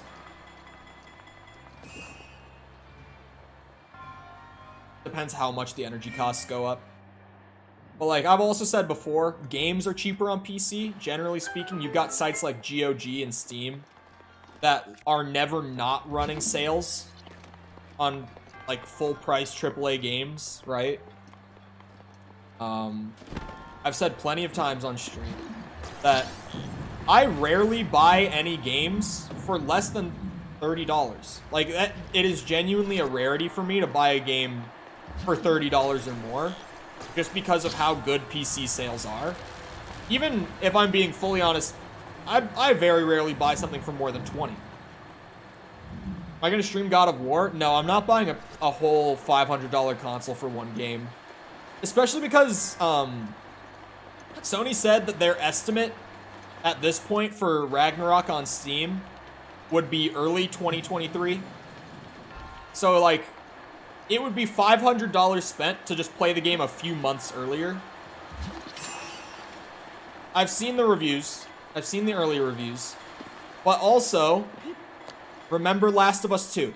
That's all I'm saying about the early reviews. Because for anyone who hasn't seen them, sorry. Early God of War Ragnarok reviews from like outlets who got to play it early, journalism copy, all that stuff. It's genuinely like 10 out of 10 across the board. As of right now, better reviews than Elden Ring had at this point before its release. But, like I just said, remember The Last of Us 2. That was a game that a lot of fans were pretty unhappy with. A lot of fans were happy with. But it not only got those sorts of reviews before it came out,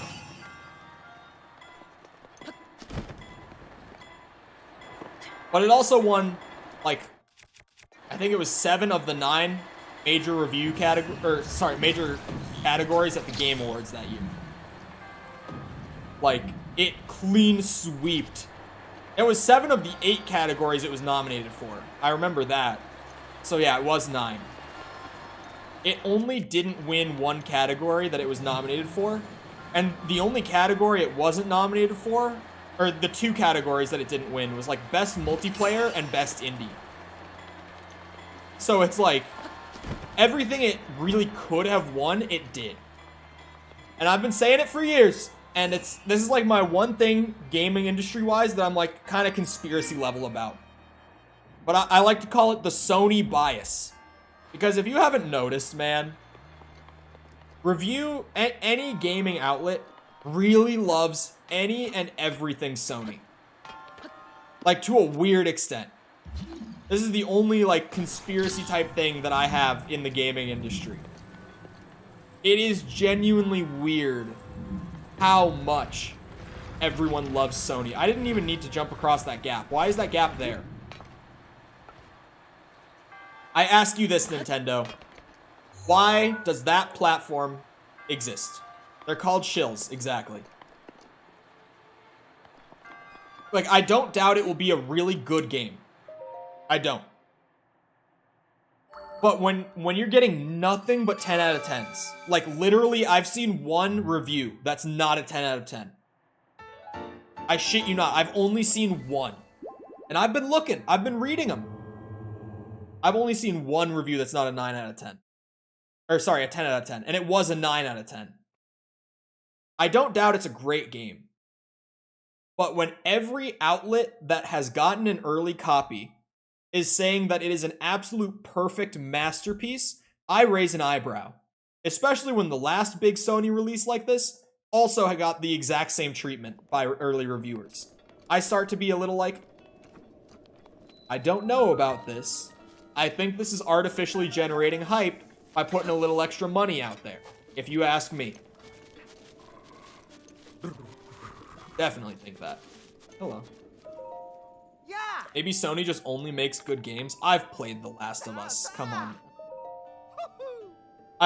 The Last of Us is an okay game. This is like, as soon as I say a joke like that, I feel like I have guns pointed at me from every direction, just as soon as those words leave my mouth. I didn't hate The Last of Us. I just didn't think it was anywhere close to a 10.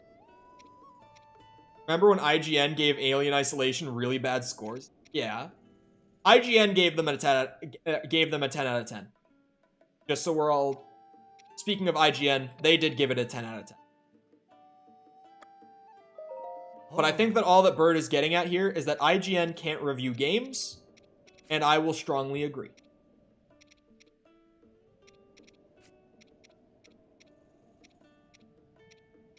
I will vehemently agree that IGN has no idea what they're doing when they write reviews. They got a bunch of jokas over there. Yay! Nice yay. Wow! Voice clips are great. What's the most overrated game not named The Last of Us? I could make people angry and say it's God of War 2018. I could say it's God of War 4. I don't really believe that it is. I could say it is, though. Honestly, and I know I know that people are gonna not like it. If I had to say most overrated game of the 2020s, like of the last 2, almost 3 years. If I was saying the most overrated game so far this decade, I'm giving it to Elden Ring. I loved Elden Ring.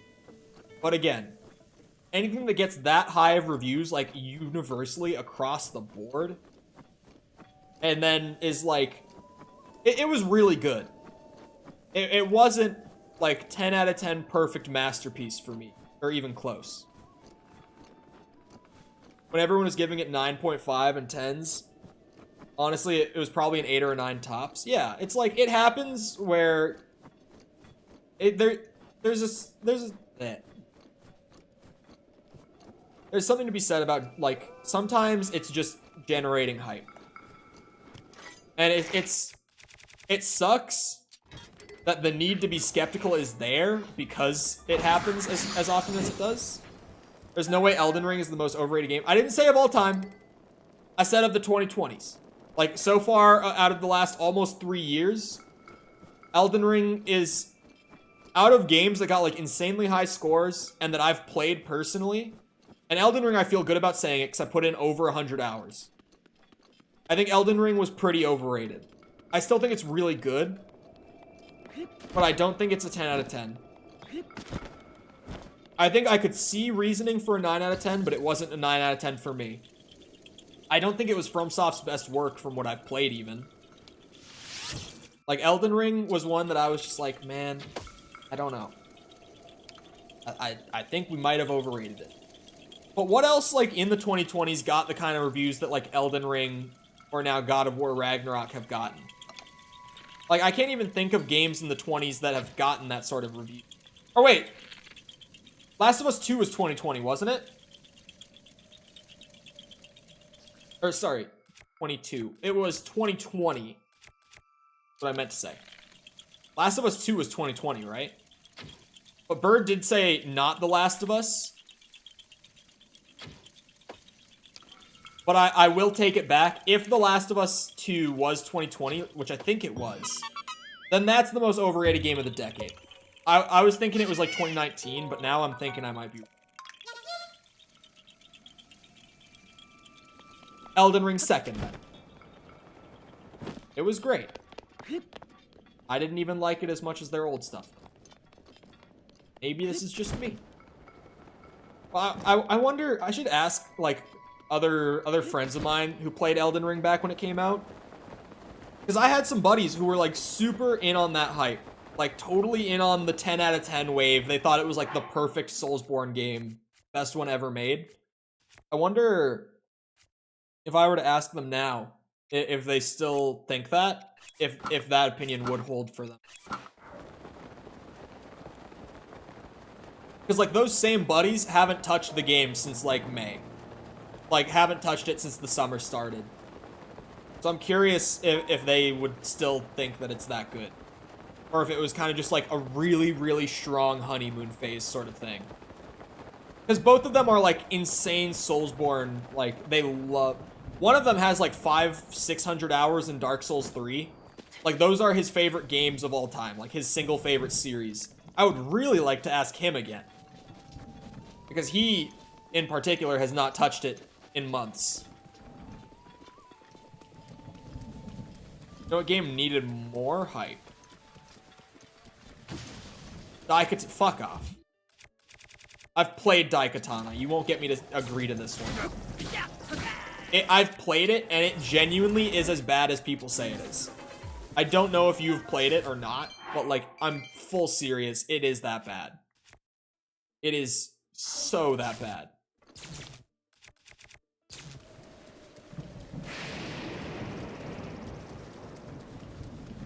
If replayability isn't factored, then I can't trust a score. Replayability is pretty huge when I score stuff. Like, for me at least, it is. Like, part of that score really is, like, do I want to play the game again, even though I just played it? Because the games that I put super high up are, like, I replayed them immediately when I finished. RE2 Remake. I talk about it a lot as being one of my favorite games ever. Talked about it earlier today even. That game, I finished my first playthrough. I didn't even like stand up and go to the bathroom. I loaded up a new game. Like that sort of thing. I don't have that with many games. When I do have that, that's like the mark of a really, really special game. I definitely didn't have that with Elden Ring. But again, 100 hours.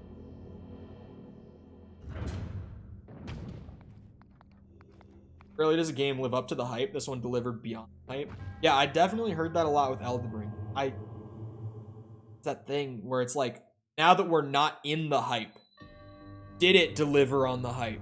Final Fantasy VII OG is crazy overrated. I've played Final Fantasy VII. I really liked it. Maybe a bit overrated. But I honestly don't hear many people nowadays still hyping up Final Fantasy VII to that degree. How subjective I am? I mean, I feel like if I got objective with Elden Ring, hear me out. Now, even if I were to get objective with Elden Ring, if we're talking in terms of like art direction, story,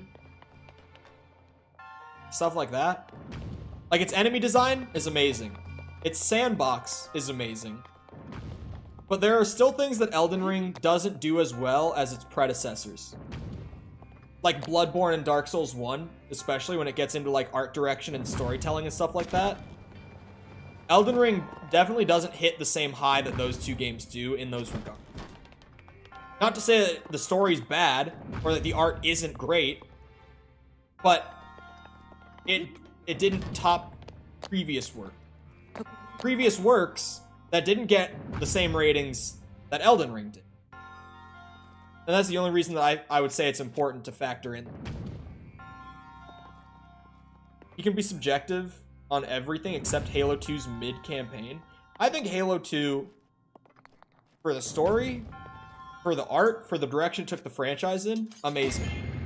My biggest problem with Halo 2 campaign, it's not the difficulty. I don't even want to hear it because, like, sure, Legendary's fucked. I'm not even going to argue that it's not. And by the gaming community as a whole, that's something to be said too. Because, like, there was definitely a large group of people in just the general gaming community, like a large group of consumers who really didn't like The Last of Us 2.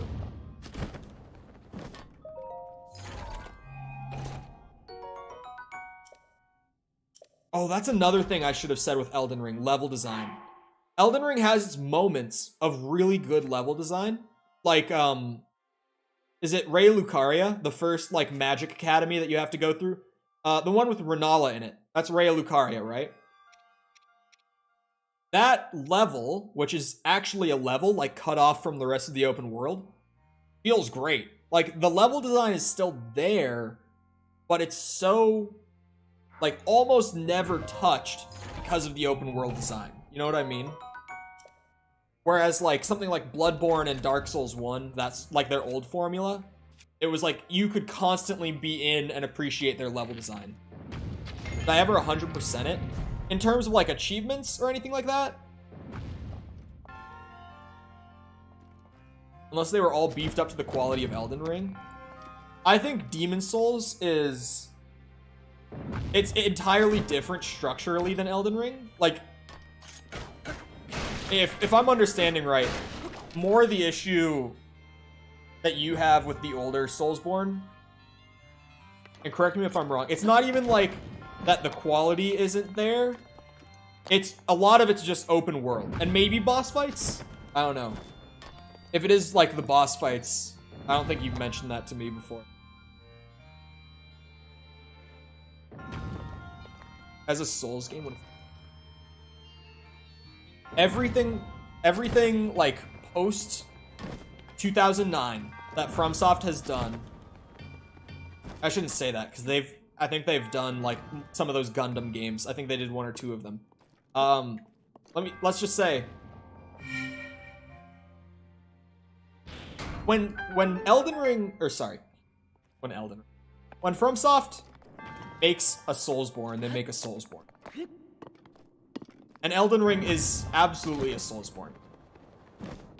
Like, the combat, the art direction, the storytelling, it's all very Soulsborne. The only thing... Oh, I need to empty this. That's right. I was like, didn't I do this? I was so confused for a second. The only thing Elden Ring does that's not in line with Soulsborne, like, really, is its level design being that it's open world. It's definitely still Soulsborne. It's a Souls game. It's not part of the Dark Souls franchise, but, like, neither is Bloodborne or Sekiro. Like, but I still strongly consider those games to be Soulsborne. Even... Oh, what? How did I do that? I didn't mean to do that. Oh, I accidentally hit X. That's why. I didn't even realize. Balan Wonderworld is a feat. I never want to think of that. Like, Elden Ring is definitely Soulsborne. And I definitely think the criticism is fair. Because it's the question of, like... I didn't play them when they came out. You could make more of a nostalgia argument for me. But it's a fairly weak nostalgia argument. I played Demon Souls as my first Souls game. And I played it about... I'm trying to think. I played it like 4 months before Elden Ring came out. Like, I, about a year ago, played my first Souls game. So, for me, it's like... Maybe you could say just because Demon Souls was my first Souls game, there's a bit of nostalgia. But I don't think so. Because it's not like a nostalgia. It's like, I got used to that approach and then it changed, sort of thing.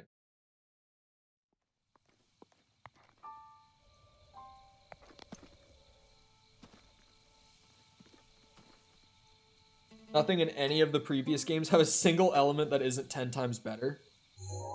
That was a wild statement for me. Because I think there are two things that Elden Ring does better than the rest of the games I've played, exceptions being like Dark Souls 2.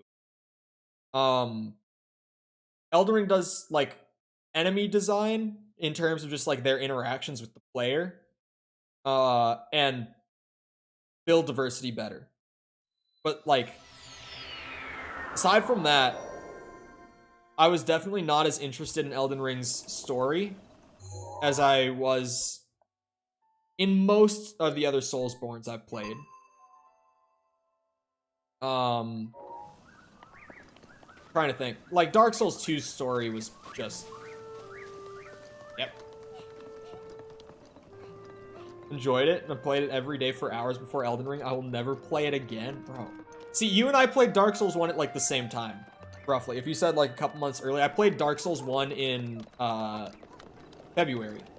Wait, no. February was when Elden Ring came out. You played Dark Souls 1 before I did, then. But I did play Souls 1 in February. It was, like, when Elden Ring came out, I played Dark Souls 1.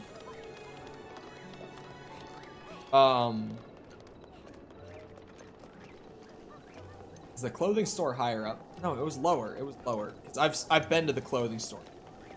I've seen the guy below me. I have not been up there yet. See a side quest. That will need to wait. I need clothes. Oh no. Like... Oh, after. My bad.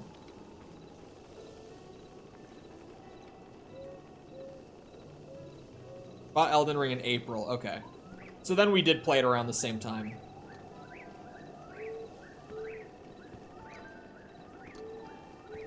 Could buy just the headpiece for 1,000. I'm gonna buy it all anyway. Oh, you know what? Hey, come over here, big guy. Really holds up by today's standards? I mean, I could do it. It's GameCube, so it would translate to a DualShock well. I can just buy... I was gonna say I can just buy a copy off of eBay, but Metroid Prime. Let's see. Metroid Prime. Oh, that's pretty good actually.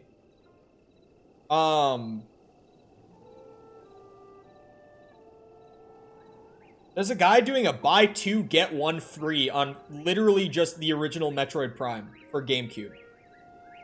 I can get a Metroid Prime disc off of eBay for like 20 bucks. That's not bad. It is more than like most games from the era would be, but it's because it's Metroid Prime. Which is why, like, as I was about to say I could buy it for like 20 bucks, or I could just buy a disc off of eBay, I was like, oh wait. That one they might charge a little more for. But normally buying old console games off of eBay is not that bad. I've actually bought some PS1 games off of eBay in the last few years. Because I have a little toilet bowl myself. I love that thing. And yeah, I bought games off of eBay for that.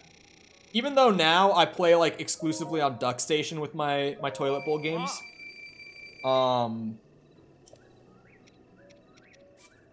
I still use the disc. I don't like piracy. This is a well-known thing for people who have watched any sort of amount of my stuff. I fucking hate piracy. Like, I buy my discs. Even if I play on emulator, I buy them. I'll source a copy because it hurts me to not do it. There actually, one of my funnier things I did in the last year was I had a buddy. I won't say anything beyond. I had a friend who, after I had played Demon Souls 1, I was like, yeah, I would love to play Dark Souls, like Dark Souls 1, Demon Souls 1. After I played Demon Souls, I was like, I would love to play Dark Souls 1. Just waiting for it to go on sale on Steam, because Dark Souls Remastered is like 40 bucks on Steam at full price. So I was like, yeah, just waiting for sale at this point. And he was like, bro, just pirate it. And I was like, no, why would I do that? I loved the first game. I'm gonna play the next one. Why the fuck would I pirate Dark Souls if I know I'm going to like it? He's like, because it's better than buying it. And I was just like, the fuck? And he sent me, he like literally looked up on Google, he's like, Dark Souls Remastered download. And he sent me a link. He's like, I've pirated off of this site before. They're consistent, no virus. Download this. And they bullied me. My whole friend group bullied me for this, by the way. For months. Not bullied, but they made fun of me for this for months. Because he sent me that link and I still didn't download it. They're like, he literally handed you a game for free. And you bought it instead. And I'm like, you're damn right I did. I'm not pirating that shit. Wait, you don't have the quests? Ah. Did the quest just go away? After I bumped into her or something? For Napster.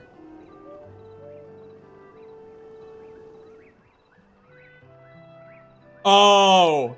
Yeah. I had to, like, look it up and see the logo. Yep. Oh, that was funny, too. Because, like, back then... I feel like we used to make a big deal about piracy. Not we. I didn't even really grow up in the generation of music piracy. But I feel like it used to be something that, like, piracy on the internet used to be such a big deal. And now it's just kind of like, who the fuck pays for anime? Like, literally, every weeb friend that I have pirates their anime. None of them have, like, a Crunchyroll or, like, anything like that. They'll watch on a website where it's free and it gets uploaded, like, the same day, like, a few hours after the episode goes out wherever else. I feel like it's changed so much. And there's other stuff. I keep seeing these little bird children and thinking that they're like items, like hanging on a shelf. I keep going up to interact with them and then it's just a sleeping child. I genuinely, every time, man. Every single time. You guys are a different breed now? We actually are. Like, all of my friends pirate shit. Video game Jesus for resisting that peer pressure. Yeah, he actually, like, gave me the link direct to, like, here's where you can download it. And I was still like, nope, I'll wait for sale. And you know what? I bought Dark Souls Remastered for $10. And I don't feel bad about it at all. I got a great value out of my $10. And the devs got something? Scraps, maybe? Maybe I got them like a third of a candy bar. But they got something. Like, after 12 years after the game came out, they got something. You know, it might seem like nothing, but that game is over a decade old, and they got some kickback.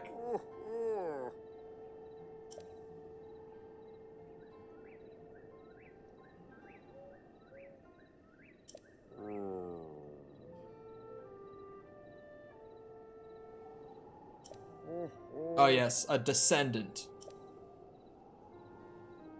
iTunes put the kibosh on MP3 piracy with the $1 cost of songs. Is it actually $1? Buying music to me though, like, I did it when I was little. Like, I remember buying songs on iTunes for my iPod, right? My iPod Nano, that little fucking square, had one of those. But even now, it's like, I can't imagine buying like a song or an album on like iTunes because I have Spotify and all the other Dark Souls combined. I don't know if it was that or if it was just like the most selling. I don't remember, because you have to think, like, Dark Souls 1 is like a cultural, like, that shook the entire industry when it came out and is still considered one of the best games of all time today.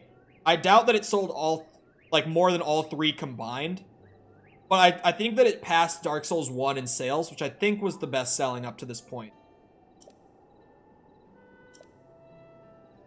I'm gonna read the rest. I do this where I just, like, talk and read, and I don't absorb any of it.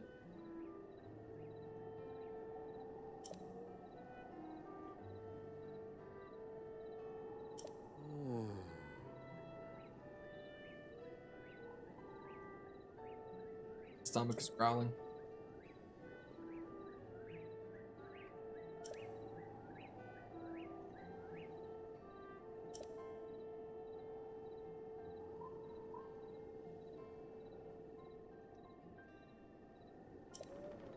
Okay. I CDs and records like a boomer. I feel like buying records is different. Like, I have a lot of friends who buy records because it's more of like a collection thing than you actually listen to them, sort of thing. LimeWire? Vaguely.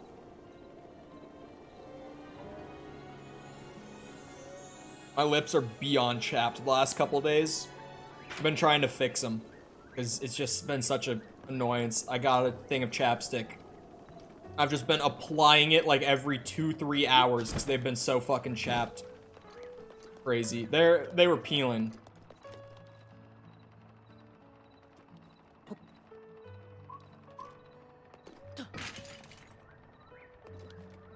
See, I could continue that quest, but I know that I don't want to do it, is the thing.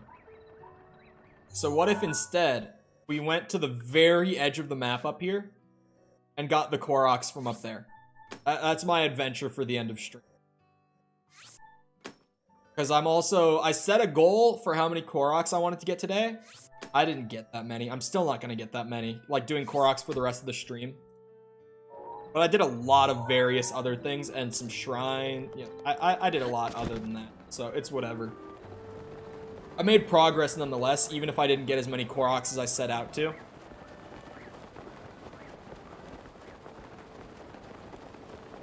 Yeah, Spotify's not worth much. 1 through 3 together have only sold 15 million. I feel like that's low, though. Because, like, all of my friends who are super into gaming have played Dark Souls 1. And that's not normal for, like, our whole group to have played one game. That's pretty uncommon for our whole group to all have played a game.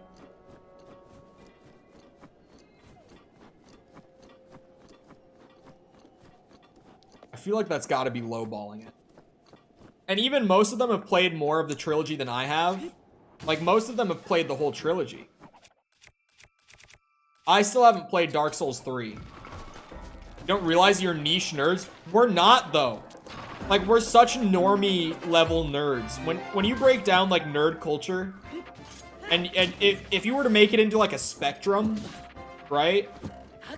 And you were to put us on it, maybe we're, like, halfway. Like, maybe we're, like, in the middle between, like, someone who just plays games as, like, you know, an on the weekends sort of thing. And, I'm probably the furthest towards, like, full-blown nerd out of the whole group. Keep in mind. I'm not the measuring stick here. I'm going off the group as a whole right now. We're pretty normie. Because, like, even I don't, like, read comics. I've never watched Star Trek in my life. Like, not a single goddamn time. And that's full honesty. I've literally never seen a minute of it. I've never played a game of D&D. Like, I might be pretty nerdy.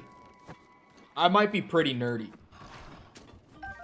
But you compare me to, like, full-blown super nerd, and I look pretty normal all of a sudden.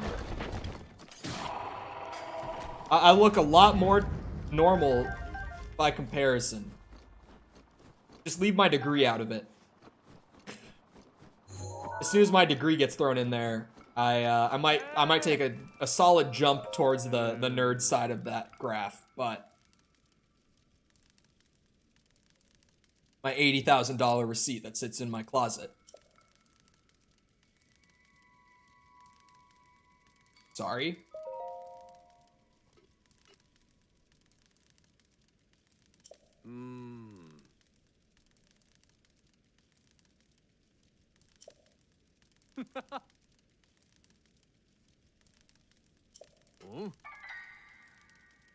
Oh.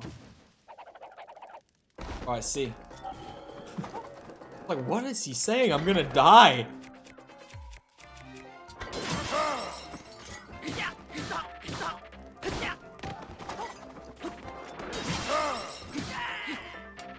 Makes you someone whose parents made them go to college and get the least offensive major. Have I said that specifically? That can't just be an interpretation. That has to be I've said that. Because that is very accurate. It was like, I am no longer in the family if I don't get one kind of thing. And I went and got one. Not one that they wanted me to get, but I got one.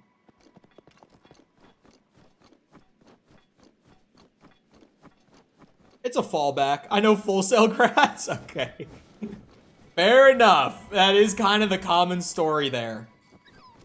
Actually, I had one friend who had, like, his family seemed pretty wholesome about it. I met his mom, actually.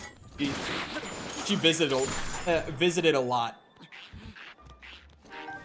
That was the origin of Cole and the "Is your mom single" jokes.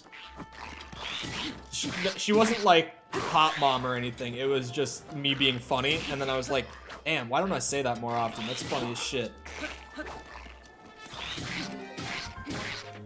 Bonk.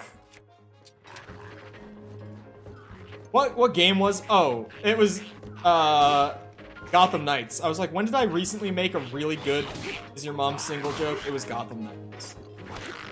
When that supposed mom over the phone was supposed to be a mom, but she sounded like she was my age, and I was just like, hey, just out of curiosity, by chance.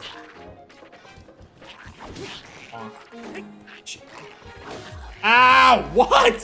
What? Oh, I guess, okay. I was like, that's absurd. That's not okay. But I forget this armor is not upgraded at all. It provides 9 protection. It's a good looking set though, and it's got the cold resist. Whoa, lock on, there you go. Come here.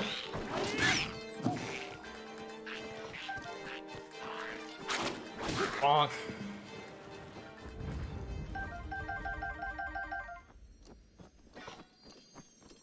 Wholesale grads are an interesting bunch. Wholesale campus. The people on Wholesale campus. Wholesale, speaking of like nerd stuff, like me looking normal, Wholesale makes me look like the most, like, oof. They make me look very normal. Wholesale students make me look very, very normal.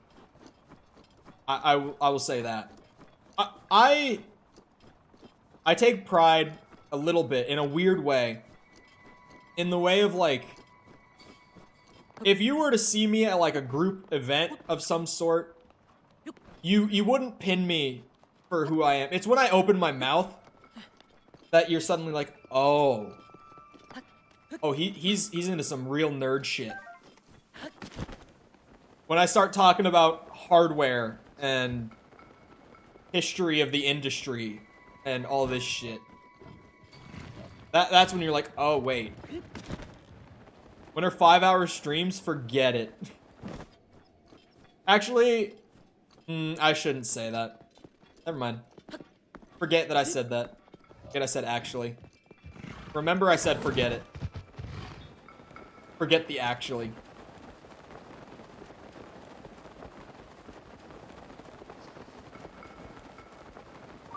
Ooh! 5-hour stream confirmed. I can't believe I just broke the claymore doing that. I'll give you this. No promise in consistency, but I will do at least a handful at 10K. How about that? We get there, and you can ask again about 5-hour streams. No promise about consistency, but...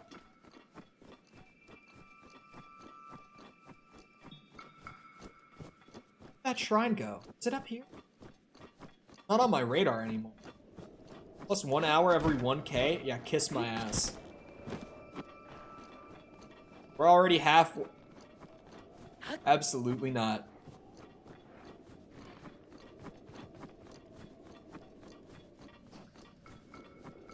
This sounds like a man of little faith. That's what this sounds like. That's another rock. I have no idea where that shrine was that my radar pinged. Find it another day. For now, I continue to climb what looks like the biggest, like, snow area in the game. Oh, maybe not. Maybe Gerudo Highland is... It's, like, snowy. I can't believe I broke that claymore. That was really fucking dumb. Like, I just forgot that I had the sledgehammers.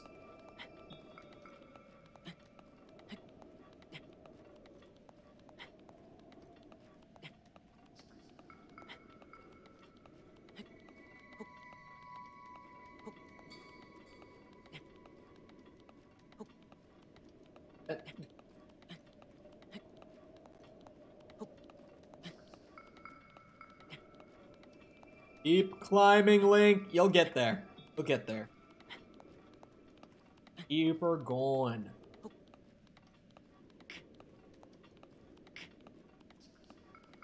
Slowly but surely.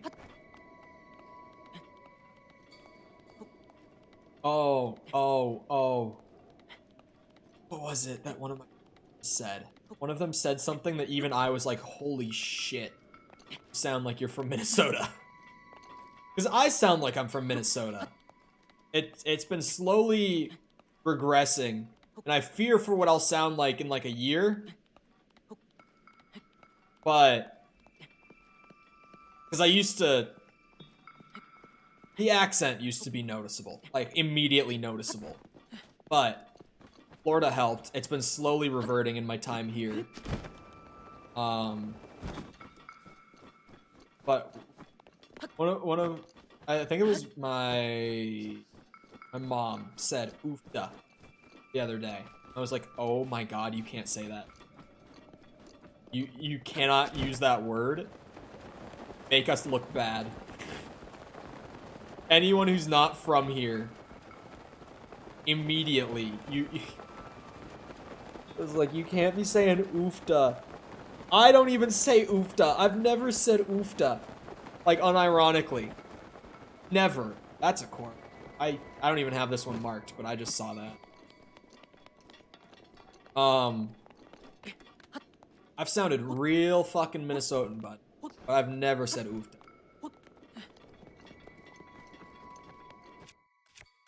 Triangle. What is oofda? It's like oof. With a DA at the end of it. Oofda. It's like oof.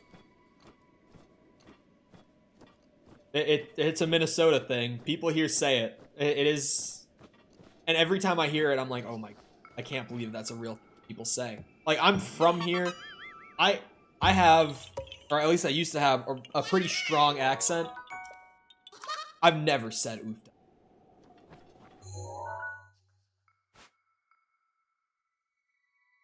Remember where they spawn? It's pretty easy to have really good weapons.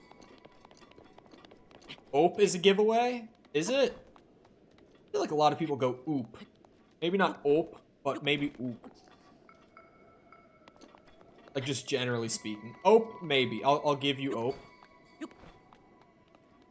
I don't think I say ope. I might sometimes say oop or like whoop, but never like ope.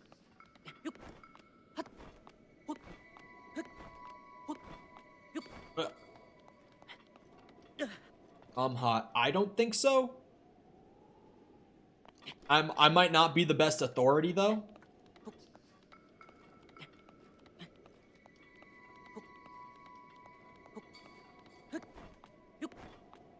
Say oh.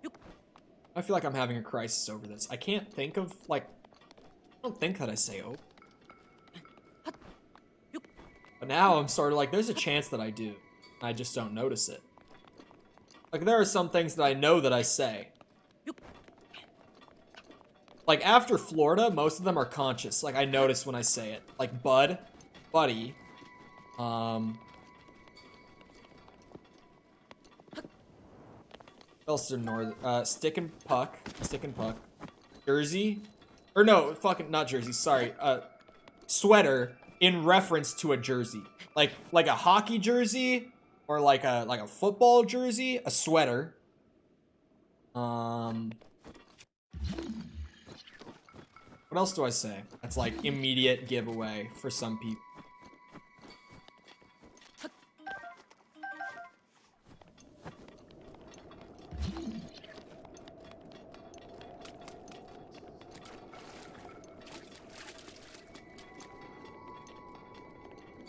I might say Minnesota. I have to exaggerate it to know if I'm saying it or not. I might be a little strong on the O's sometimes. But I can't really tell when I'm doing that. When I say a word or like a term, I know that I'm doing it. But if I'm ever heavy on the O's, I have no idea. Like that's not noticeable to me at all.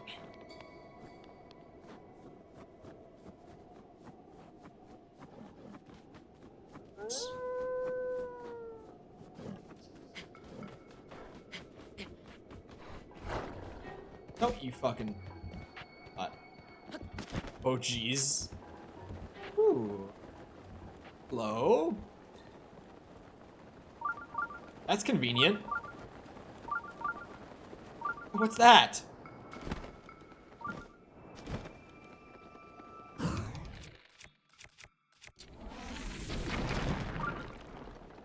Oh, just a chest? Come on.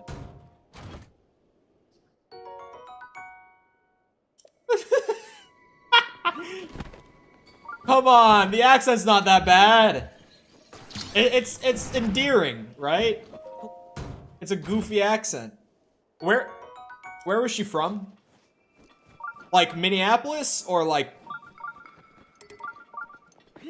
Because it makes a difference. It really makes a difference. Was she from the cities? Like 50 miles out? Ooh, yeah, she probably had an accent. Okay, yeah, see, that's not like my accent. That's like, that's an accent.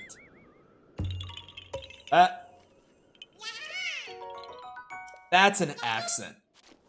When you get away from the cities, because I've said this before, most of Minnesota, like, we don't have this reputation, but most of Minnesota is redneck as shit.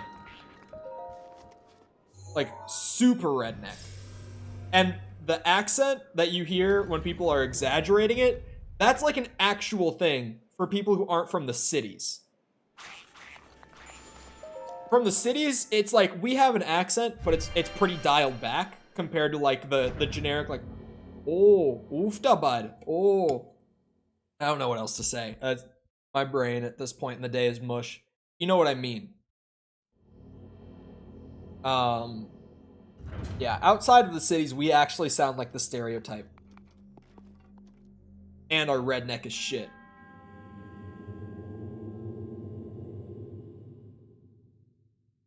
But, Minnesota's, like, very heavily focused in the cities. Like, population-wise, I mean. Not to say that there's not a ton of people outside of the cities, but... that didn't help things either. Sure.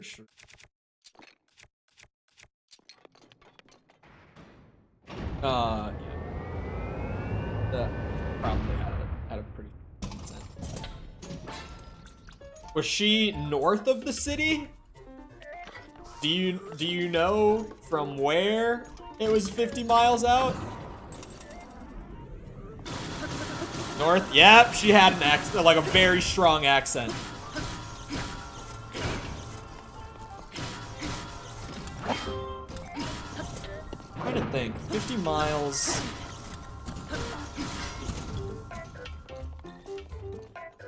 Not sure the name. It's been over 20 years. There's an area I'm thinking of. She has 4 kids! That's too many! That's too many!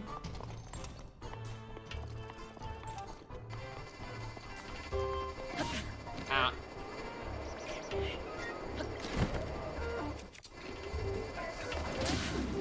Ow. Well, like, you know, I have friends from high school who have kids, so...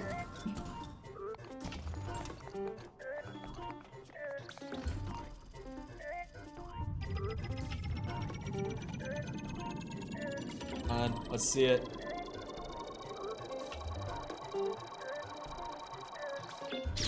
Ah, fuck. Ah, shit, I forget there's a follow-up. It gets me every time.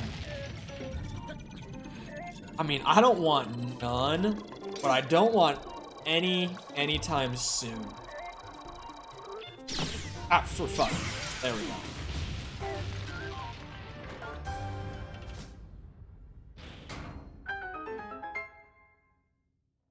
Most people I know with kids don't even like their kids.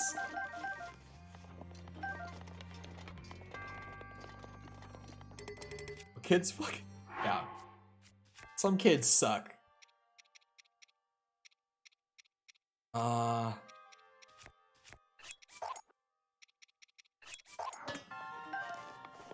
Want these.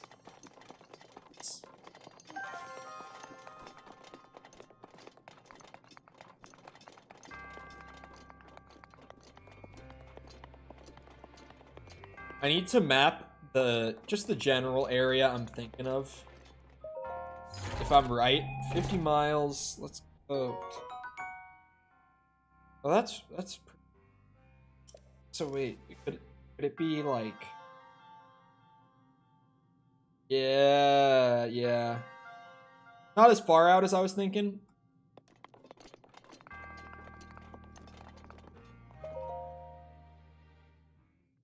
I work in a ritzy private school.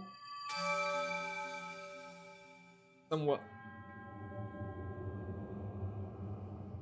What a jerk. Someone who went to private school, got put through private high school. Sounds pretty accurate. Sounds about par for the course. Because, like, especially, like, faculty-wise, right? It's like, for every one that you hear, there are so many that you don't. And let me tell you, again, went through private high school. In private high school, white boys tend to use that word a good bit. Good bit.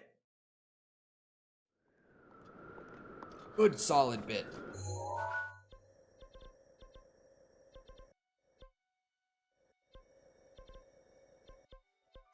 Going to my favorite place to use the orb. The Zora domain.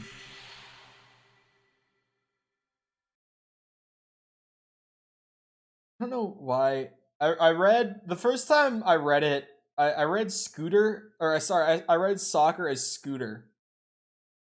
Reading that message the first time, like, looking back at it right now, it is a perfectly worded message, but I feel like you could have seen it on my face how hard of a time I had reading it the first time. I got called it a lot by my friends, though. My friend group in high school was also really colorful. The white guys still used it a lot. I wasn't big on it.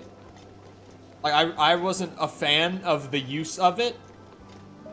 But, like, I've mentioned before on stream that some of the guys that I hung out with in high school were fucking assholes. They were terrible. Not all of them. Like, my closest friends now are from high school still. But, like, our friend group was huge in high school. Like, absolutely massive. Like, a lot of the guys in our class, like, just our graduating class, were, like, buds. Like, everyone kind of hung out. Weirdly. Like, our senior class, by the time we got to senior year, we were super, like, well-connected. Like, everyone hung out with everyone for the most part. Like, crazy weird. Looking back at it. And a lot of the guys that I spent more time with in early high school were the worst. Like, just, I have no idea how I put up with them. Later in high school, like senior year, made the switch to mostly hanging out with the guys that I still hang out with today. But like that giant friend group kind of split like 10 ways when graduation happened. And one of the guys that I hung out with more up until the end of high school is being discharged from the Air Force sooner than planned. A good bit sooner than planned. So I hung out with some real characters. Anyway, you failed? Of course, I'm fucking 20 years old. No one's trying to do that once they're past like 12. No one. Anyone who tells you they are is probably just lying to you even at 12. Anyway, I hope you guys enjoyed. I just lost my whole train of thought because of that, because No Nut November has become a pet peeve of mine. Oh yeah, if you're new around here, feel free to go ahead and leave a sub if you haven't already. We're doing this. Other exciting games coming up in November. Miles Morales PC port coming soon. If it's as good as the first Spider-Man port, it'll be a blast. Warzone 2 coming out. I don't think I'll play a ton of that on stream, but I'm gonna at least check it out on stream. Going into December, we got some big survival horror releases that I'm looking forward to a lot. Not much in December either. It's been a pretty chill end of the year. Beginning of next year is going to be pretty big. But we're doing this. We're doing new games. Kind of planning on going through the whole Zelda series because I haven't played most of it. Just over time. Not like going to grind it out, but like over time. That's a goal now. Has been for a bit. Anyway. Also, if you haven't done so already, feel free to go ahead and leave a like on the stream. Helps out a lot with the algorithm when it goes to search, recommended, all that sort of stuff. Helps boost it a lot. YouTube, for my channel, recently has been pushing videos way more than it's been pushing streams. So even like this stream, once it turns into a video, is probably going to do better. So I appreciate the boost even more. Helps me out a lot. Other than that, if you're looking for ways to engage with the community outside of YouTube, feel free to check out the links in the bottom of the description. There's things like my YouTube. You're on my YouTube. That's where my brain is at right now. I need to leave. Things like my Twitter, if you want to follow me on there. Our Discord server, if you want to join that. Stuff like that can be found down there. Other than that, though, once again, I hope you guys enjoyed. I'll see you guys back here next time. I hope you all have the rest of your day. I'm slurring my words. Thank you for coming to the stream, and goodbye.